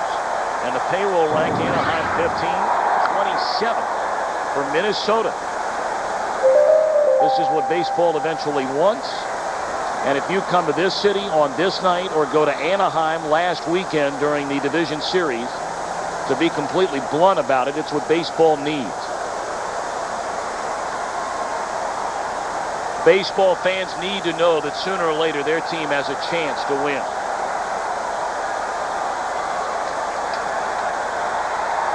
Two-two. Popped up. Right side of the infield. Netkevich will wave off Rivas, and some may be saying, oh, wait a minute now, that plan didn't go into effect to get these teams today where they are, and you would be right. The problem in baseball, or at least those in small to mid-markets, contend, and they're exactly right. It might happen 1 year, it might happen 2 years, but sooner or later, you're going to be unable to keep the Torrey Hunters and the Jock Joneses and the Joe Mays and the Eric Miltons around as a group together. And there's a big difference between spending a lot of money and spending your money wisely. And these two organizations have done an outstanding job of spending their money wisely. And drafting well, scouting well. Scouting well, growing their players from within the way the Twins did it. Tim Salmon, a homegrown talent.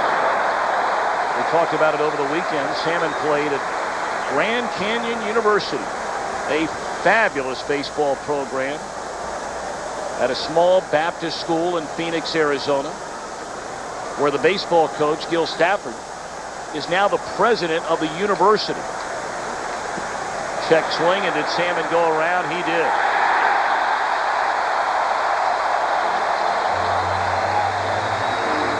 Well, one of the knocks on Tim Salmon is that you can expend his strike zone if you get ahead of him. Sliders down in the dirt, bad pitches away. Sometimes he'll chase.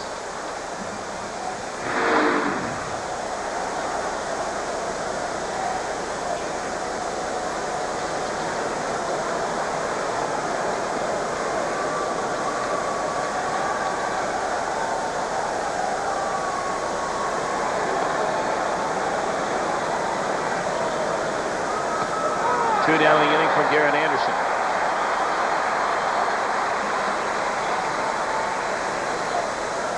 But Mays has done a remarkable job quieting this Anaheim Angels offense. Swing and a miss, nothing in two. You're talking about a team, as we brought up earlier, that scored 31 runs on 56 hits, clubbed 9 home runs in a 4-game series against the Yankees. And now the crowd getting behind Mays to mow him down in the 6th.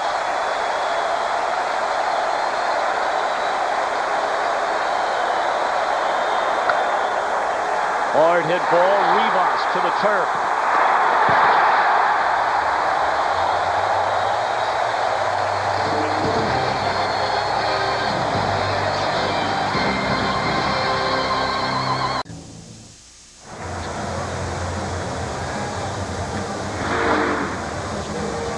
Here's the play by Rivas. This is a base hit in any other ballpark in America. Rivas 30 feet into the outfield.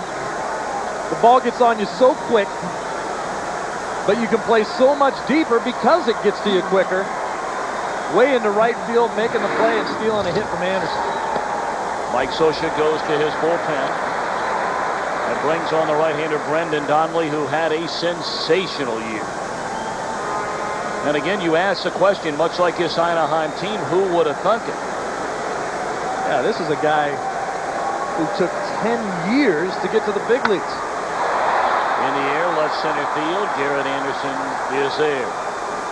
And one away in the inning. Donnelly's played for 9 different organizations, including 2 independent teams.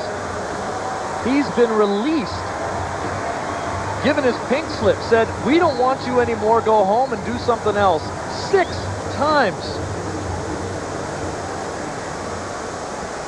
His wife's name's Rhonda, God love her. I mean, at what point did she say, "Come on, let's go find a real job"?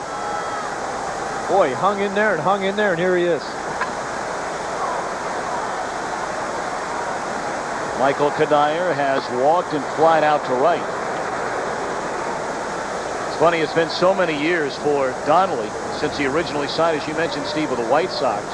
His first pro contract, the 27th round draft choice, he signed for a bonus of $5,000. After taxes, it came out to be $3,500.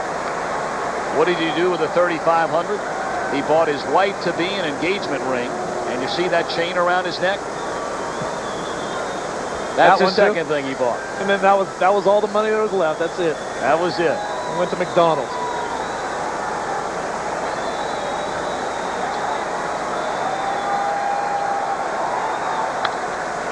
Kadire drives one into right center field. Erstad reading it all the way. 2 gone. And really, Donnelly, indicative of this entire Anaheim bullpen, which we said has been best in the American League, second best in the major leagues to Atlanta. I mean, guys that they really just went out, watched them pitch at the minor league level, and then went ahead and signed them. I mean, guys like Donnelly, Shields, and Weber. Schoenweiss, they drafted out of Duke University. maybe the guy with the best stuff in that pen is the guy that didn't even know they had. Spent most of the year in the minor leagues. Rodriguez with nasty stuff. Well, we'll see plenty of Francisco Rodriguez. Pitched all of 5 games during the regular season, and that was more than enough to convince Mike Scioscia, I think we'll put him on the playoff roster. At one point, struck out 8 guys in a row.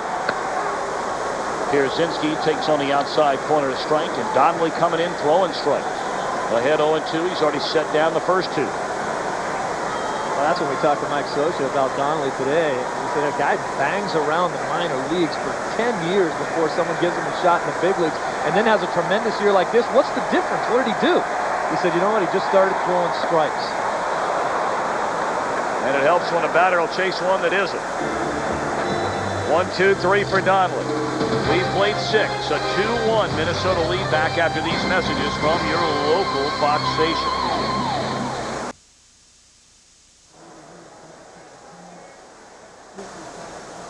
Oh, we talked about at the beginning of this broadcast that if Joe Mays kept his sinker down, he could really set up the curveball. Look at the over-the-top rotation on his curveball and the biting action. You can see where it takes its dip. A slider would have more of a counterclockwise rotation. You'd see a little bit more of a dot in the center of the ball. That curveball tumbling straight over the top. Nasty. Mays pitching like the pitcher who was healthy last season and won 17 games. Not the pitcher who was injured with a bad elbow a little more than a third of this year. And won only 4 games, had 8 losses. He only made 17 starts.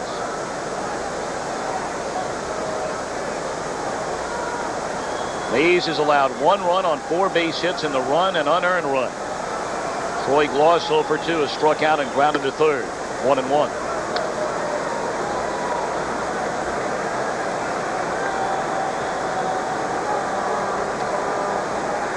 Troy Glaus, the fastest Angel ever to 100 home runs in his career.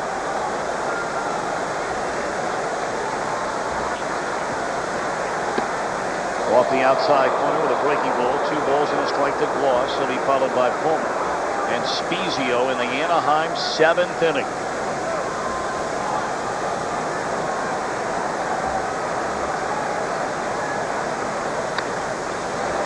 Glaus had a pitch to hit there and fouled it back.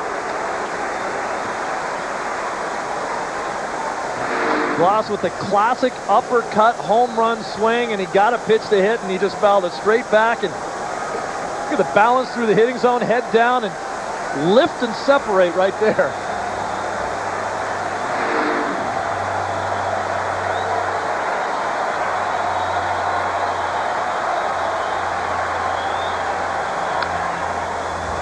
Short left field. Jock Jones near the line. 1 away. What did you decide? What is the most memorable moment in Major League Baseball history? Watch Game 4 of the World Series right here on Fox to find out. The most memorable moments are presented by MasterCard. Don't miss it.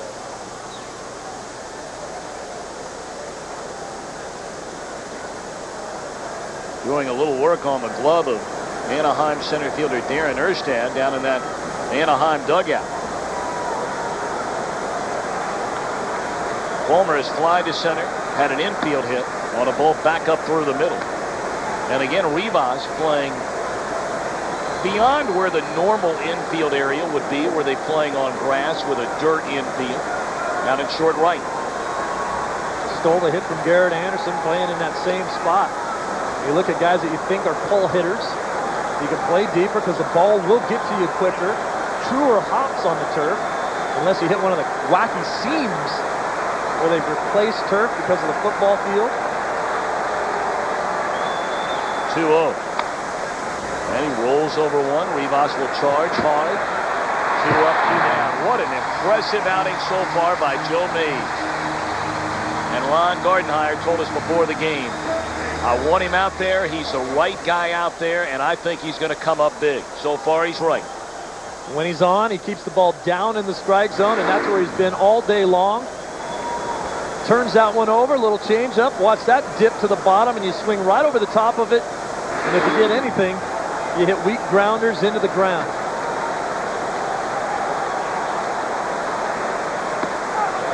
Breaking ball, strike one to Scott Spezio.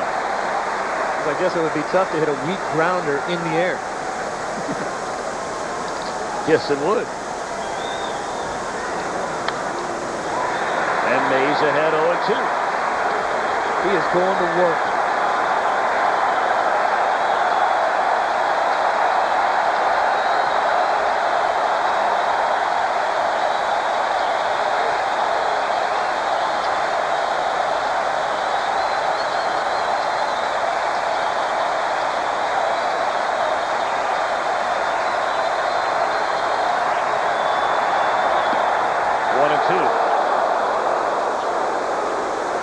Look at Mays in his demeanor now.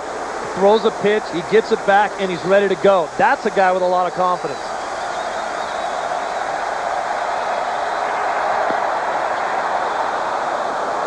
2-2 now to Spezio. More than capable of tying this game up with one swing of the bat. He knocked in 82 runs during the regular year. Curveball. Pulled foul.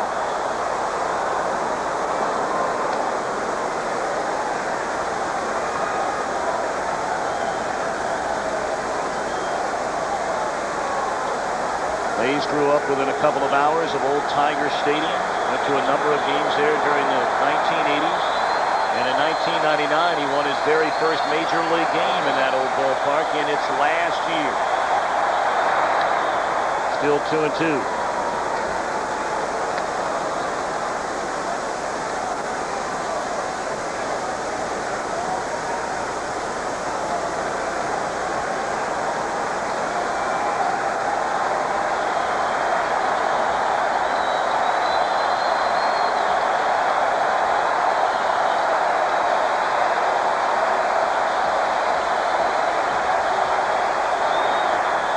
Full count.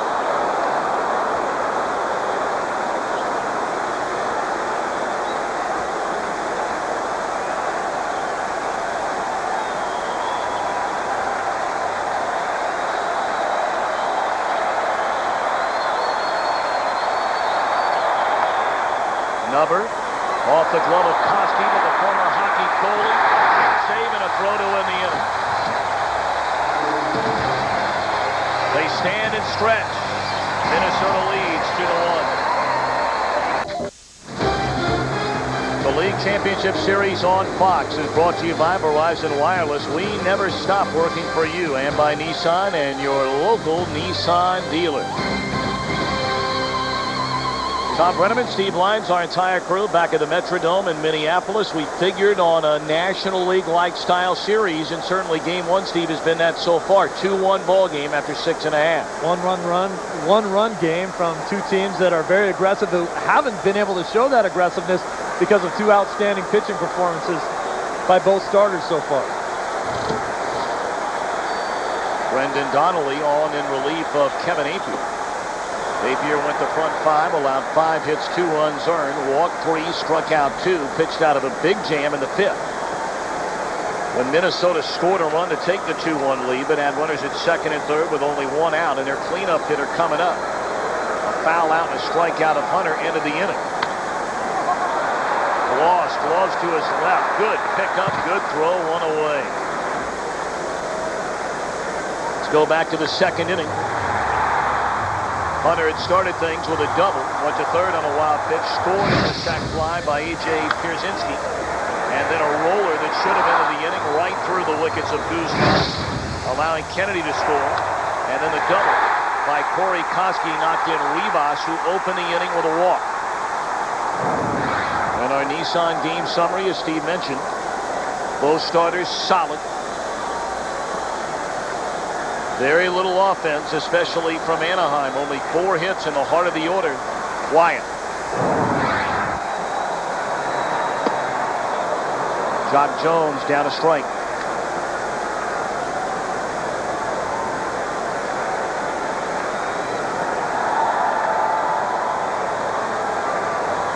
Jock 0 for 3 is popped to short, flied out to right, and flied out to left.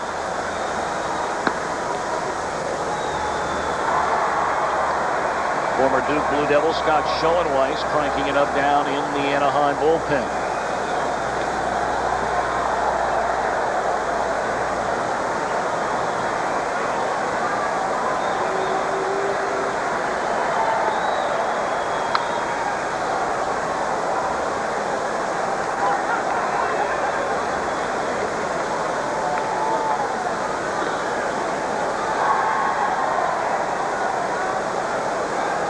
First trip to the playoffs for each of these managers. Lon Gardenhire in his first year, taking over for Tom Kelly.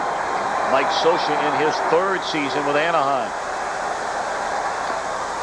Jones foul tips it into the mid of Molina. And Donnelly has faced 5 batters, retired all 5, including a pair of strikeouts. This is just an emergency hack by Jones. Totally fooled by the pitch. Out in front, just tries to wave at it as it goes by. A little foul tip there. Molina hangs on.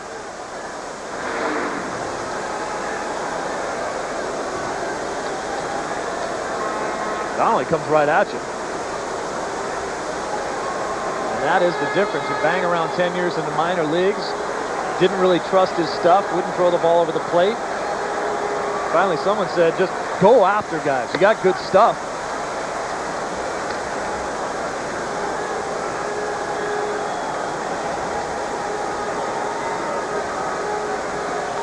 Guzman, a switch hitter. 1 for 3 in a game, single to center in the 5th. Low and away, a ball and a strike. No activity, and not surprisingly, no activity in the Minnesota bullpen. Mays has retired 10 in a row since the infield hit by Fulmer in the 4th. 1-2.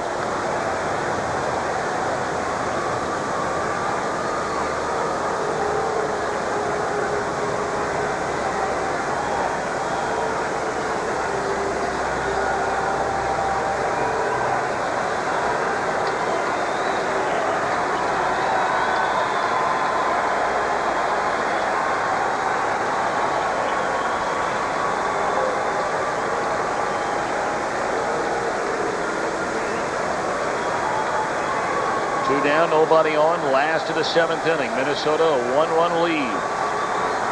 And 1-2 on Guzman. Donnelly okays a sign with Molina. And then hits Guzman.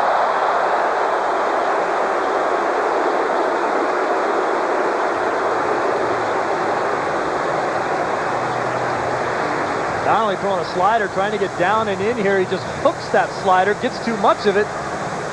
Gets a little piece of Guzman's hammy. Bip. That's the kind of ball that gets all meat. It'll leave a bruise, but you're not going to be hurt. They'll bring on the left-hander Schoenweiss. They'll face left-handed batting Corey Koski. We'll be back.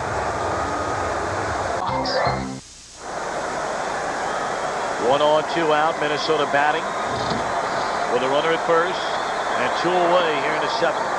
Scott Schoenweiss comes on from the bullpen, first pitch in the dirt. And Molina able to knock it down, preventing Guzman from advancing. Schoenweiss, a starter turned reliever. Some of those numbers don't look that impressive. He did make 15 starts on the season, put him into the pen. His last 30 appearances, he's got an ERA of 1.71, which is outstanding.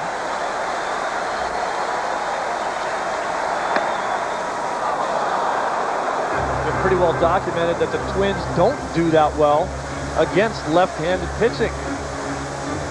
You gotta almost wonder if Mike Scioscia is sitting in his dugout saying, boy, I'd really like to put him back into the starting rotation. Schoenweiss was supposed to be a guy who was going to be cemented into that starting rotation. Well, he made 74 starts in his career before his first relief outing this season. Lefties only hit .202 against him. And the 1-1 on Koski, no throw over the first. Spezio not holding on Guzman. I mean, not by standard definition anyway. seen a few teams do this over the last couple of years, play off the bag right in front of the runner.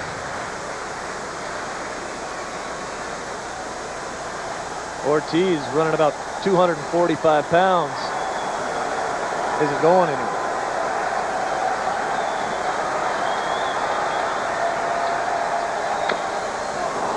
Guzman, rather. Koski fouled that one off his front foot.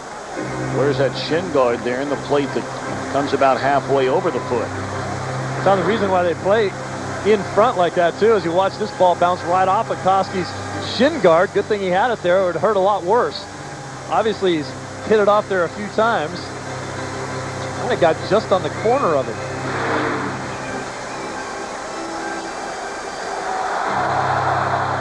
Spezio will play just in front with the left-handed hitter, so he doesn't have to move off of the bag and yet can still technically hold Guzman on. We'll have a sign with Schoenweiss. If he wants to throw over there, he'll dart back to first base in time to take the throw. But he's in a better defensive position where he is right now.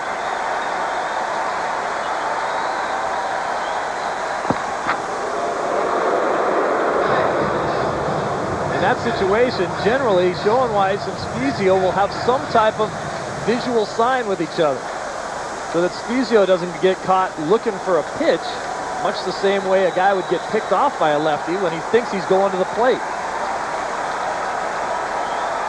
1-2 on Corey Koski. And again, Schoenweiss will go to the bag. Paying a lot of attention to Guzman over there. With 2 away and a big hitter at the plate.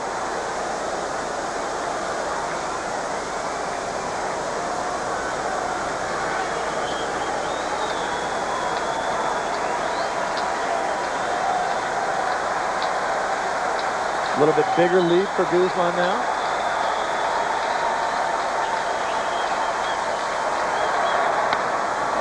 Fly ball right field.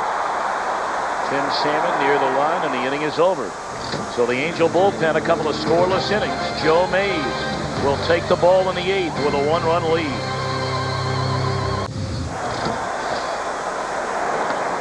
We open the 8th inning. Minnesota 2-1 lead over Anaheim in Game 1 of this American League Championship Series. Orlando Palmeiro batting for Benji Molina. Joe Mays has retired 10 straight batters, 13 of the last 14. The last Anaheim hit was an infield single by Fulmer in the 4th. Dustin Moore now takes over in right for Michael Kadire. Fouled away. There's activity in the Minnesota bullpen for the first time tonight. The right-hander, LaTroy Hawkins. The left-hander, J.C. Romero. We talked about Anaheim's bullpen. Minnesota's bullpen mighty good as well. Right there. Guys that understand their roles in that bullpen. Guys that have been doing different things with other clubs. Larry Young says no on the appeal. 2-1. And now 2-2 on Orlando Palmeiro. Take a look at the replay of that check swing.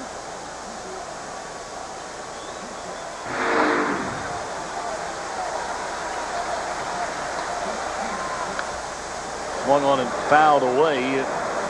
You look at Joe Mays, and we mentioned earlier, 17 and 13 last year with an ERA of 3.16, the 3rd best ERA in the American League, 3rd in the league in innings pitched, 4th in shutouts, 5th in complete games, 6th lowest opponent's batting average, and the 6th fewest hits per 9 innings.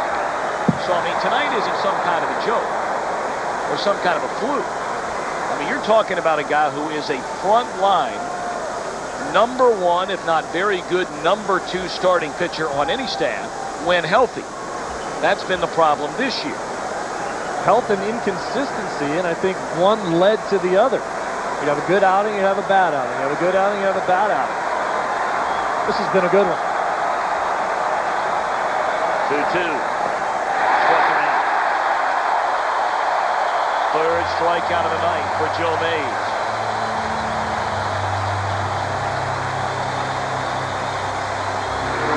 Sinker setting up the changeup. That's the changeup on the very same plane as his fastball, but coming in about 10 or 12 miles an hour slower.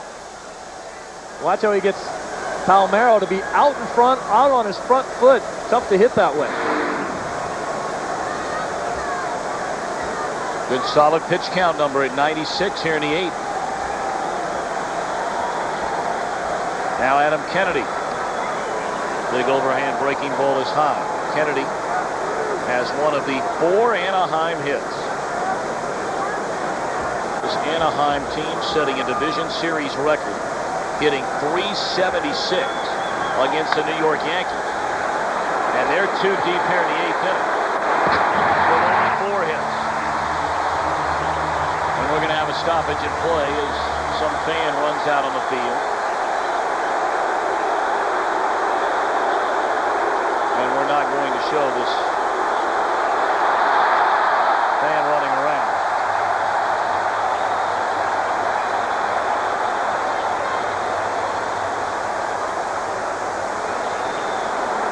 Those were household names that the Anaheim hitters wore out in that Yankee series. And wore them out. They did. When you're talking about a team average, 378. Lemon, Pettit, Messina, Wells. And now here's Joe Mays.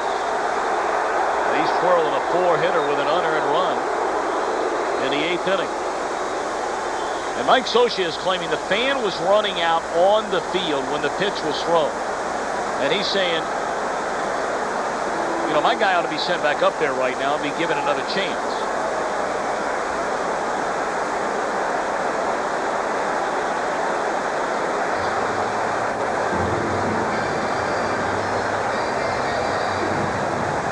You have to believe, Steve, out of the corner of his eye, that Adam Kennedy might have been one of only, what, 2 players on the whole field, if not the only player on the field, that saw the fan running from the left field stands out towards center field.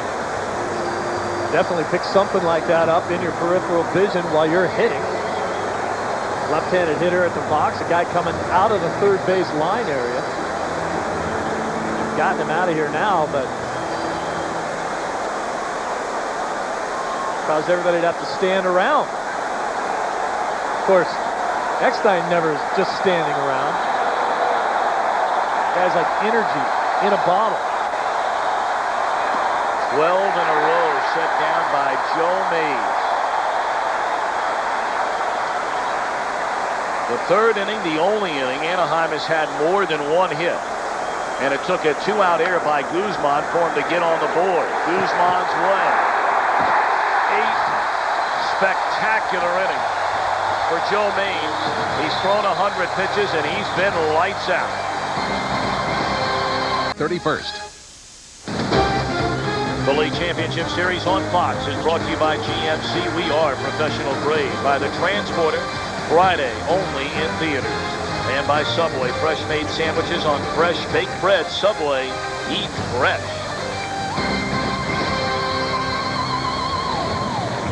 Bottom of the 8th inning from Minneapolis. 2-1, Twins in front, game 1 of this American League Championship Series. Benji will give way to his brother Jose Molina behind the plate. Kings hit for 1 Molina, they throw another Molina in there. Bobby Tilton will pinch it for the designated hitter David Ortiz against the left-hander Scott Schoenweiss. Strike 1. Eddie Guardado, the Minnesota closer, beginning to crank it up. Boy, these are the decisions that managers have to make night in and night out during the regular year. And yes, they're important decisions, but oh, to make them now. He's coming in. That's every day, Eddie. Joe Mays has been brilliant. Gardner is going to bring a stopper in.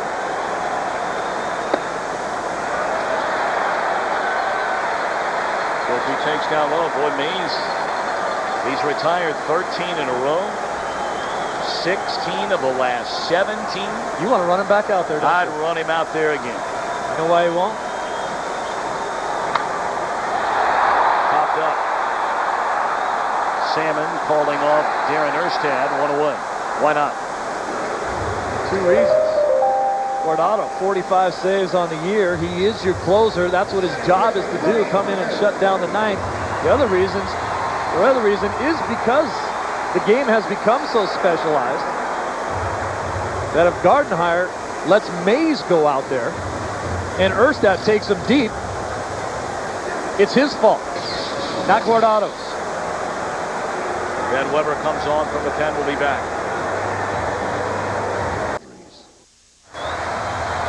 One out, nobody on in the Minnesota 8th inning. The Twins in front 2-1.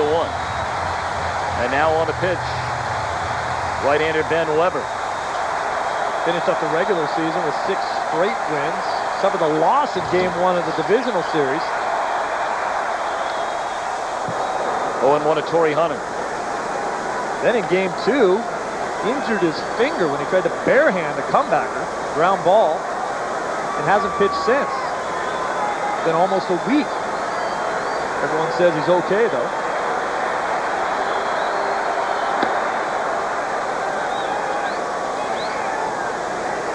Well, I'll tell you, on this Anaheim relieving staff, glasses are in fashion. Well, check out a wacky delivery.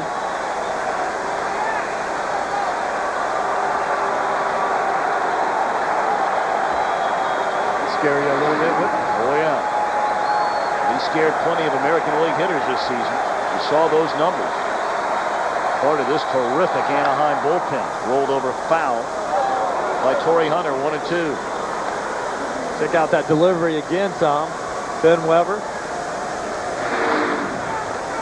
Couple pump fakes as he's driving the lane. And he pretty much just lets it rip. Hunter gone swinging. 2 away. Oh, you come with that hard fastball and then sink one down in there, right on your shin bones.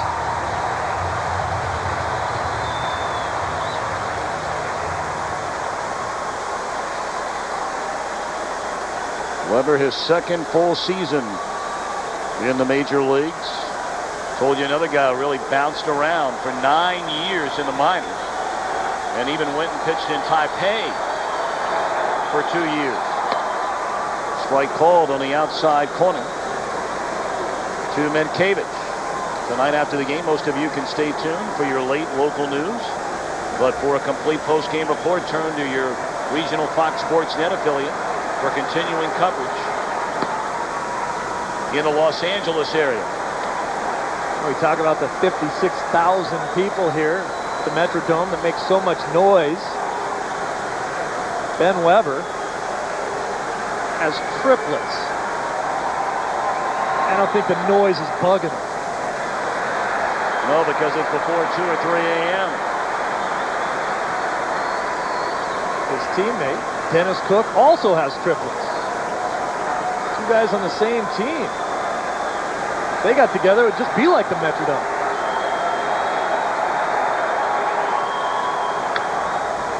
Pulled over foul. And our old buddy in Arizona, Luis Gonzalez, the proud papa of triplets as well.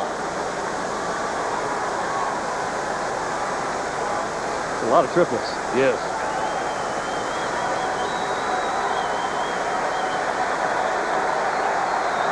Two and two, the count on Menkiewicz, who's 0 for 2, drew a walk back in the 4th inning. Got him swinging to retire the side. 3 sensational innings out of the bullpen. Part of the order coming up. Erstad, Salmon, and Anderson. Will it be Eddie Guardado? Top of the 9th inning from the Metrodome in Minneapolis. Game 1 of this American League Championship Series. A tight one, a good one. You got your homer, Hanky? 55,562 answer yes, and they begin to chant Eddie. Every day, Eddie Guardado, the Minnesota closer. 45 saves on the season. Strike one to Darren Erstad. He blew 6 saves out of the bullpen. For this Minnesota club, 43 come from behind wins this year. 22 of those in their last at bat.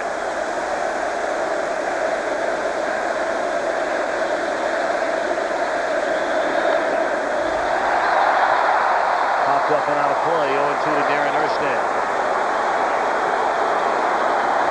Guardado with a good hard fastball.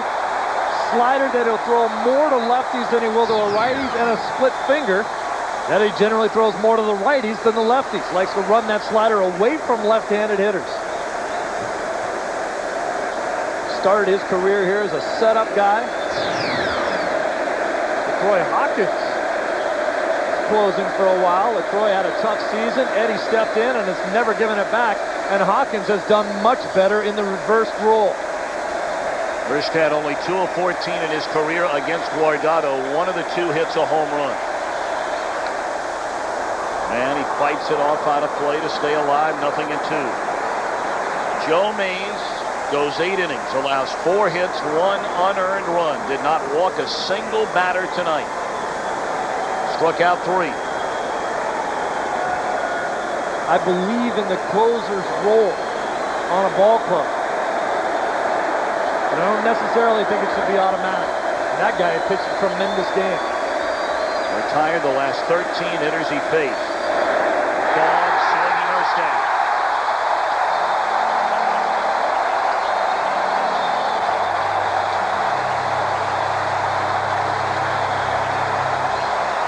Our magical matchups continue tomorrow. Both league championship series can be seen across the Fox networks. 8 Eastern, 5 Pacific. Most of you will see Game 1 of the National League Championship Series, while on Fox Sports Net, Game 2 of this series. For those of you in LA and Minneapolis, you can see your ALCS game on your local Fox affiliate. Check local listings for the game and channel in your area. 1 away in the 9th, and now the dangerous Tim Salmon coming up. Tom, if they were in a different spot in this order, Mays may have gone back out there, but considering Guardado's going to face 2 lefties in the 3 batters that he should face if things go well for Minnesota, I think that certainly helped the decision as well. Good breaking ball, leaving the count. Guardado gave up 3 runs in the Oakland 9th inning of Game 5. That was after Minnesota had scored 3 in the top of the 9th to stretch the lead from 1 to 4 and hung on.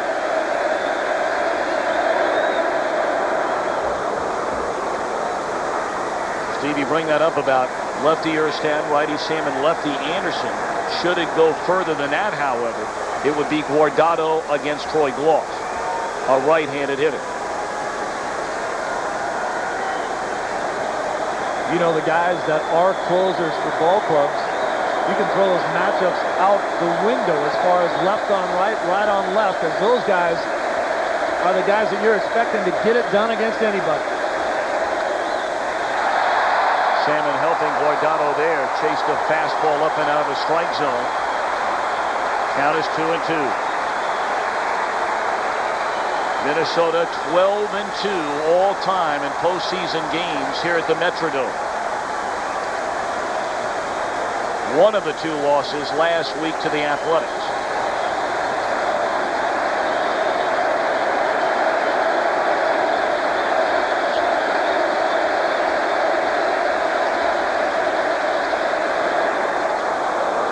Full count.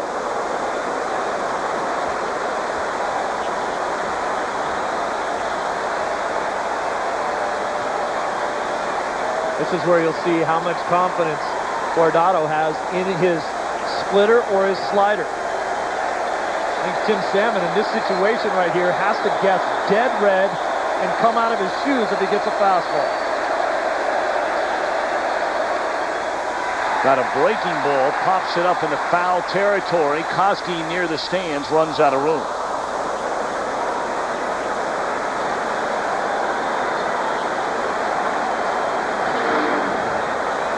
Krasinski, Koski coming all the way over. Look at Koski jumping up and out of the stadium.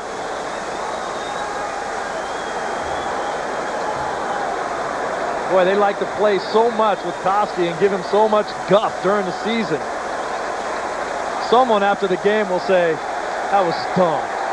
That ball almost hit the speaker there. Koski went flying into the wall to try to get it. Boy, lucky he didn't get hurt.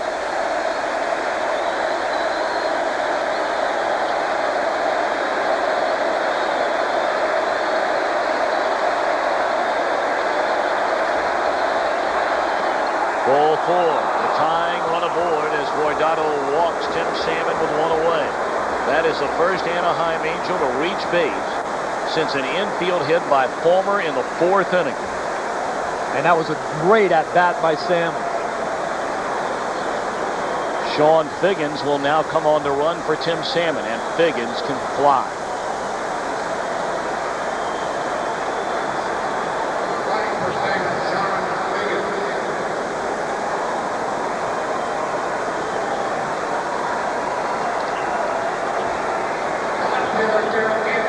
Percival, the Anaheim closer, beginning to crank it up just in case. Figgins spent almost the entire year, except for 15 games, down at AAA Salt Lake. Stole 39 bases. And now a big hole on that right side for the left-handed batting Garrett Anderson.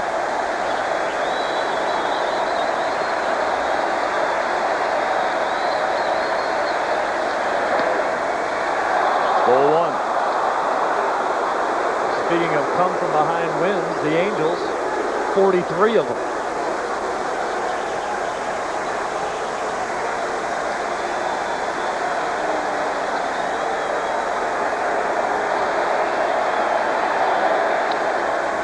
Popped up and out of play. It's interesting to note that of those 43 come from behind wins, we told you 22 came in their last at bat. They had 3 come from behind wins this year against Minnesota. 2 of them here at the Dome.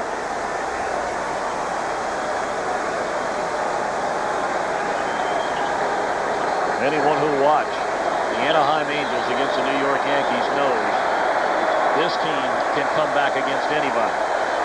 But will they against Guardado in the 9th inning tonight?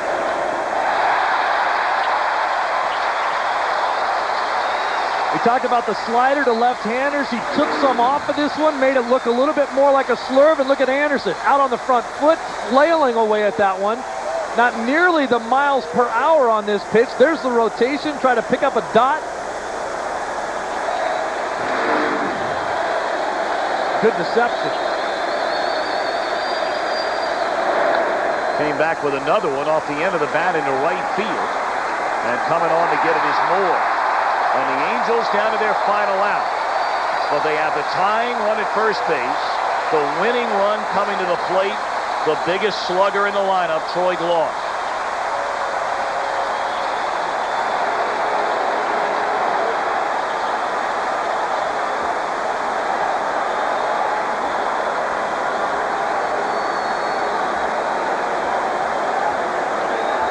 That's one cool customer right there, Joe Mays. I don't think he's changed his expression since he woke up this morning.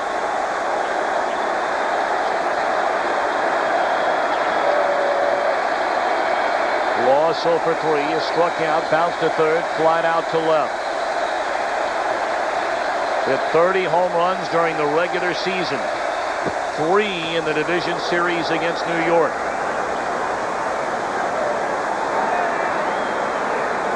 Outfielders for the Twins will all play deeper now to make sure that Figgins can't score from first base on any ball hit. Try to make sure that they don't let a ball get past them and roll to the fence. He's out away from his first postseason win. Threw a fastball right by Gloss. Strike 1.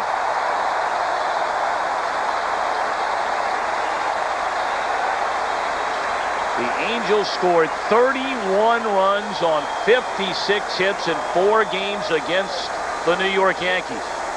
They have scored 1 unearned run on 4 hits here tonight.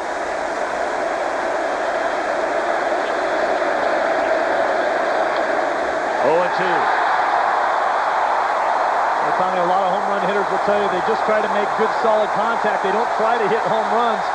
Gloss is trying to hit a home run in this situation.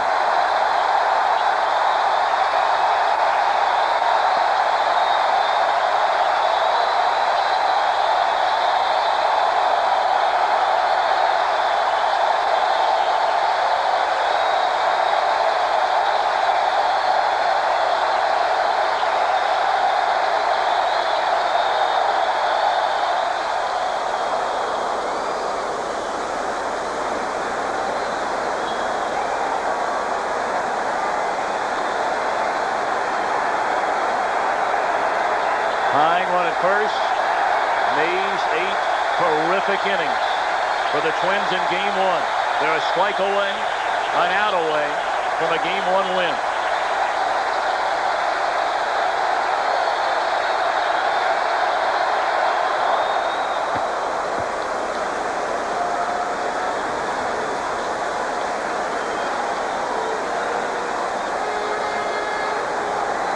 Mentioned Guardado threw a fastball right by Troy Gloss earlier in this at-bat. I don't think that he thinks he can do that again.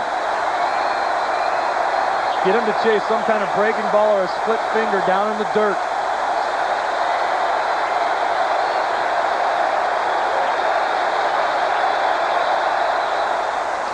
Came back with the off-speed pitch, and Gloss fouls it away. Still a ball and 2 strikes.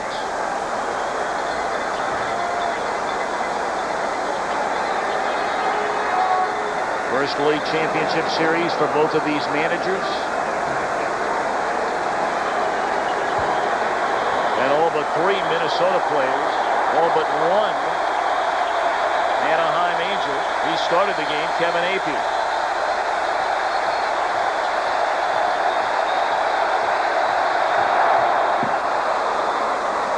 Came with a fastball that time, and Gloss just missed it. Gloss has had a very impressive at-bat. He's been on every pitch. You saw the breaking ball, fouled it off. Gets the fastball, he's right on it. If he gets about 1/8 of an inch more of that ball, it's bouncing off of someone's homer hanky out there. Still a strike away is Guardado. Still an out away. 6th pitch of the at-bat for Gloss.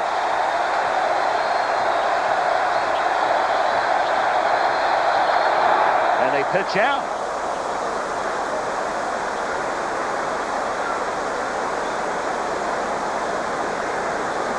I don't see the reason to pitch out in that situation. If Figgins hasn't gone yet, he's not going anywhere. They're not looking to get Figgins in scoring position here. They're trying to let Gloss hit the ball out of the ballpark. It won't matter where Figgins is standing. It's not a big deal to give up a ball right there, though. You're still going to have a confrontation with Gloss. You will eventually get him to swing the bat in this at-bat.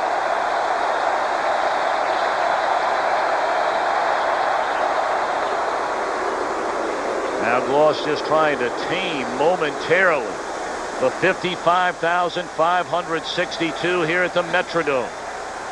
They're ready to celebrate a Game 1 win.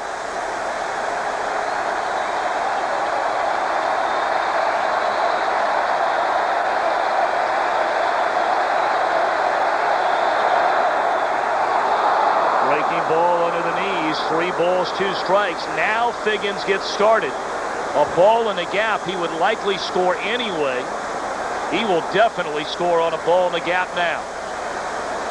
He can flat out run. He did make a base running mistake in the Yankee series. He cannot afford to get picked off here. He needs to make sure the pitch is thrown to the plate.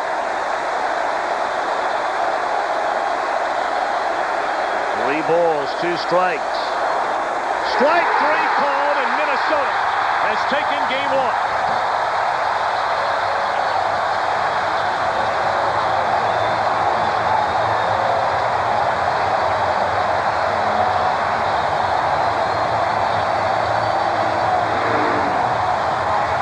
Troy Gloss was having an outstanding at-bat right there. He disagrees with this call. That was a filthy slider on the inside part.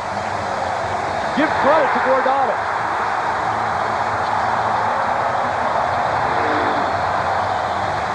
Joe Mays, 8 innings, a 4-hit, 1-run baseball. The only run for Anaheim, an unearned run. Terrific pitching on both sides.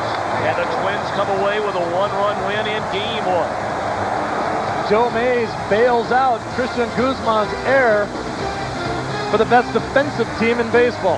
For more information on tonight's game and for the latest information on Major League Baseball, go to foxsports.com. For Steve Lyons, I'm Tom Brenneman saying so long from noisy Minneapolis. Jeannie Zelasco and Kevin Kennedy will be along from the Fox Network Center after these messages. We look ahead to Game 2 tomorrow night. Minnesota leads this series 1-0.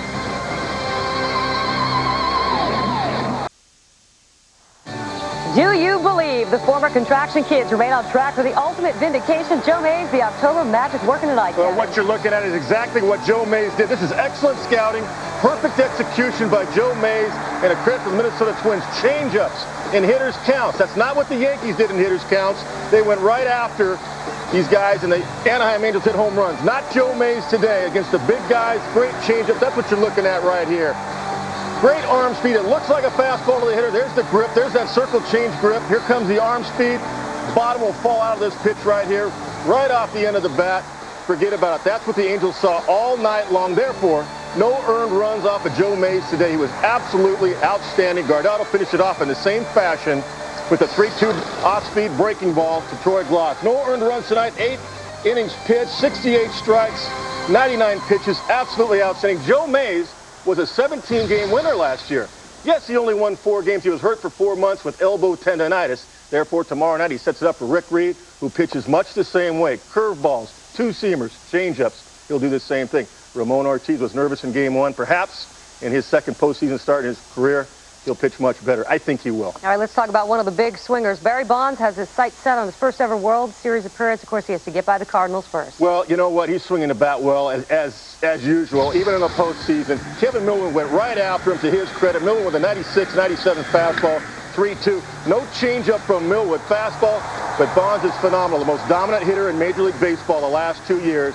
He's doing things like Babe Ruth did back in the 20s and 30s. That's what you're going to see tomorrow night. Barry Bonds, San Francisco Giants in St. Louis against a ball club that has struggled, had a lot of highs and lows. It's going to be a great, even matchup. We'll find out if they're going to pitch to Bonds and Matt Morris with that good curveball tomorrow night. A great matchup in this wild, magical October. There are just 4 survivors, and guess what? They are all scheduled to appear tomorrow night on Fox. The NLCS Game 1 between the Giants and the Cardinals. Game 2 for the Twins and the Angels. 1 on your local Fox affiliate, 1 on your local Fox Sports net station. Check your local listings. October's magical moments continue to unfold night after night on Fox. Of course, Minnesota worried about lasting until the start of spring training.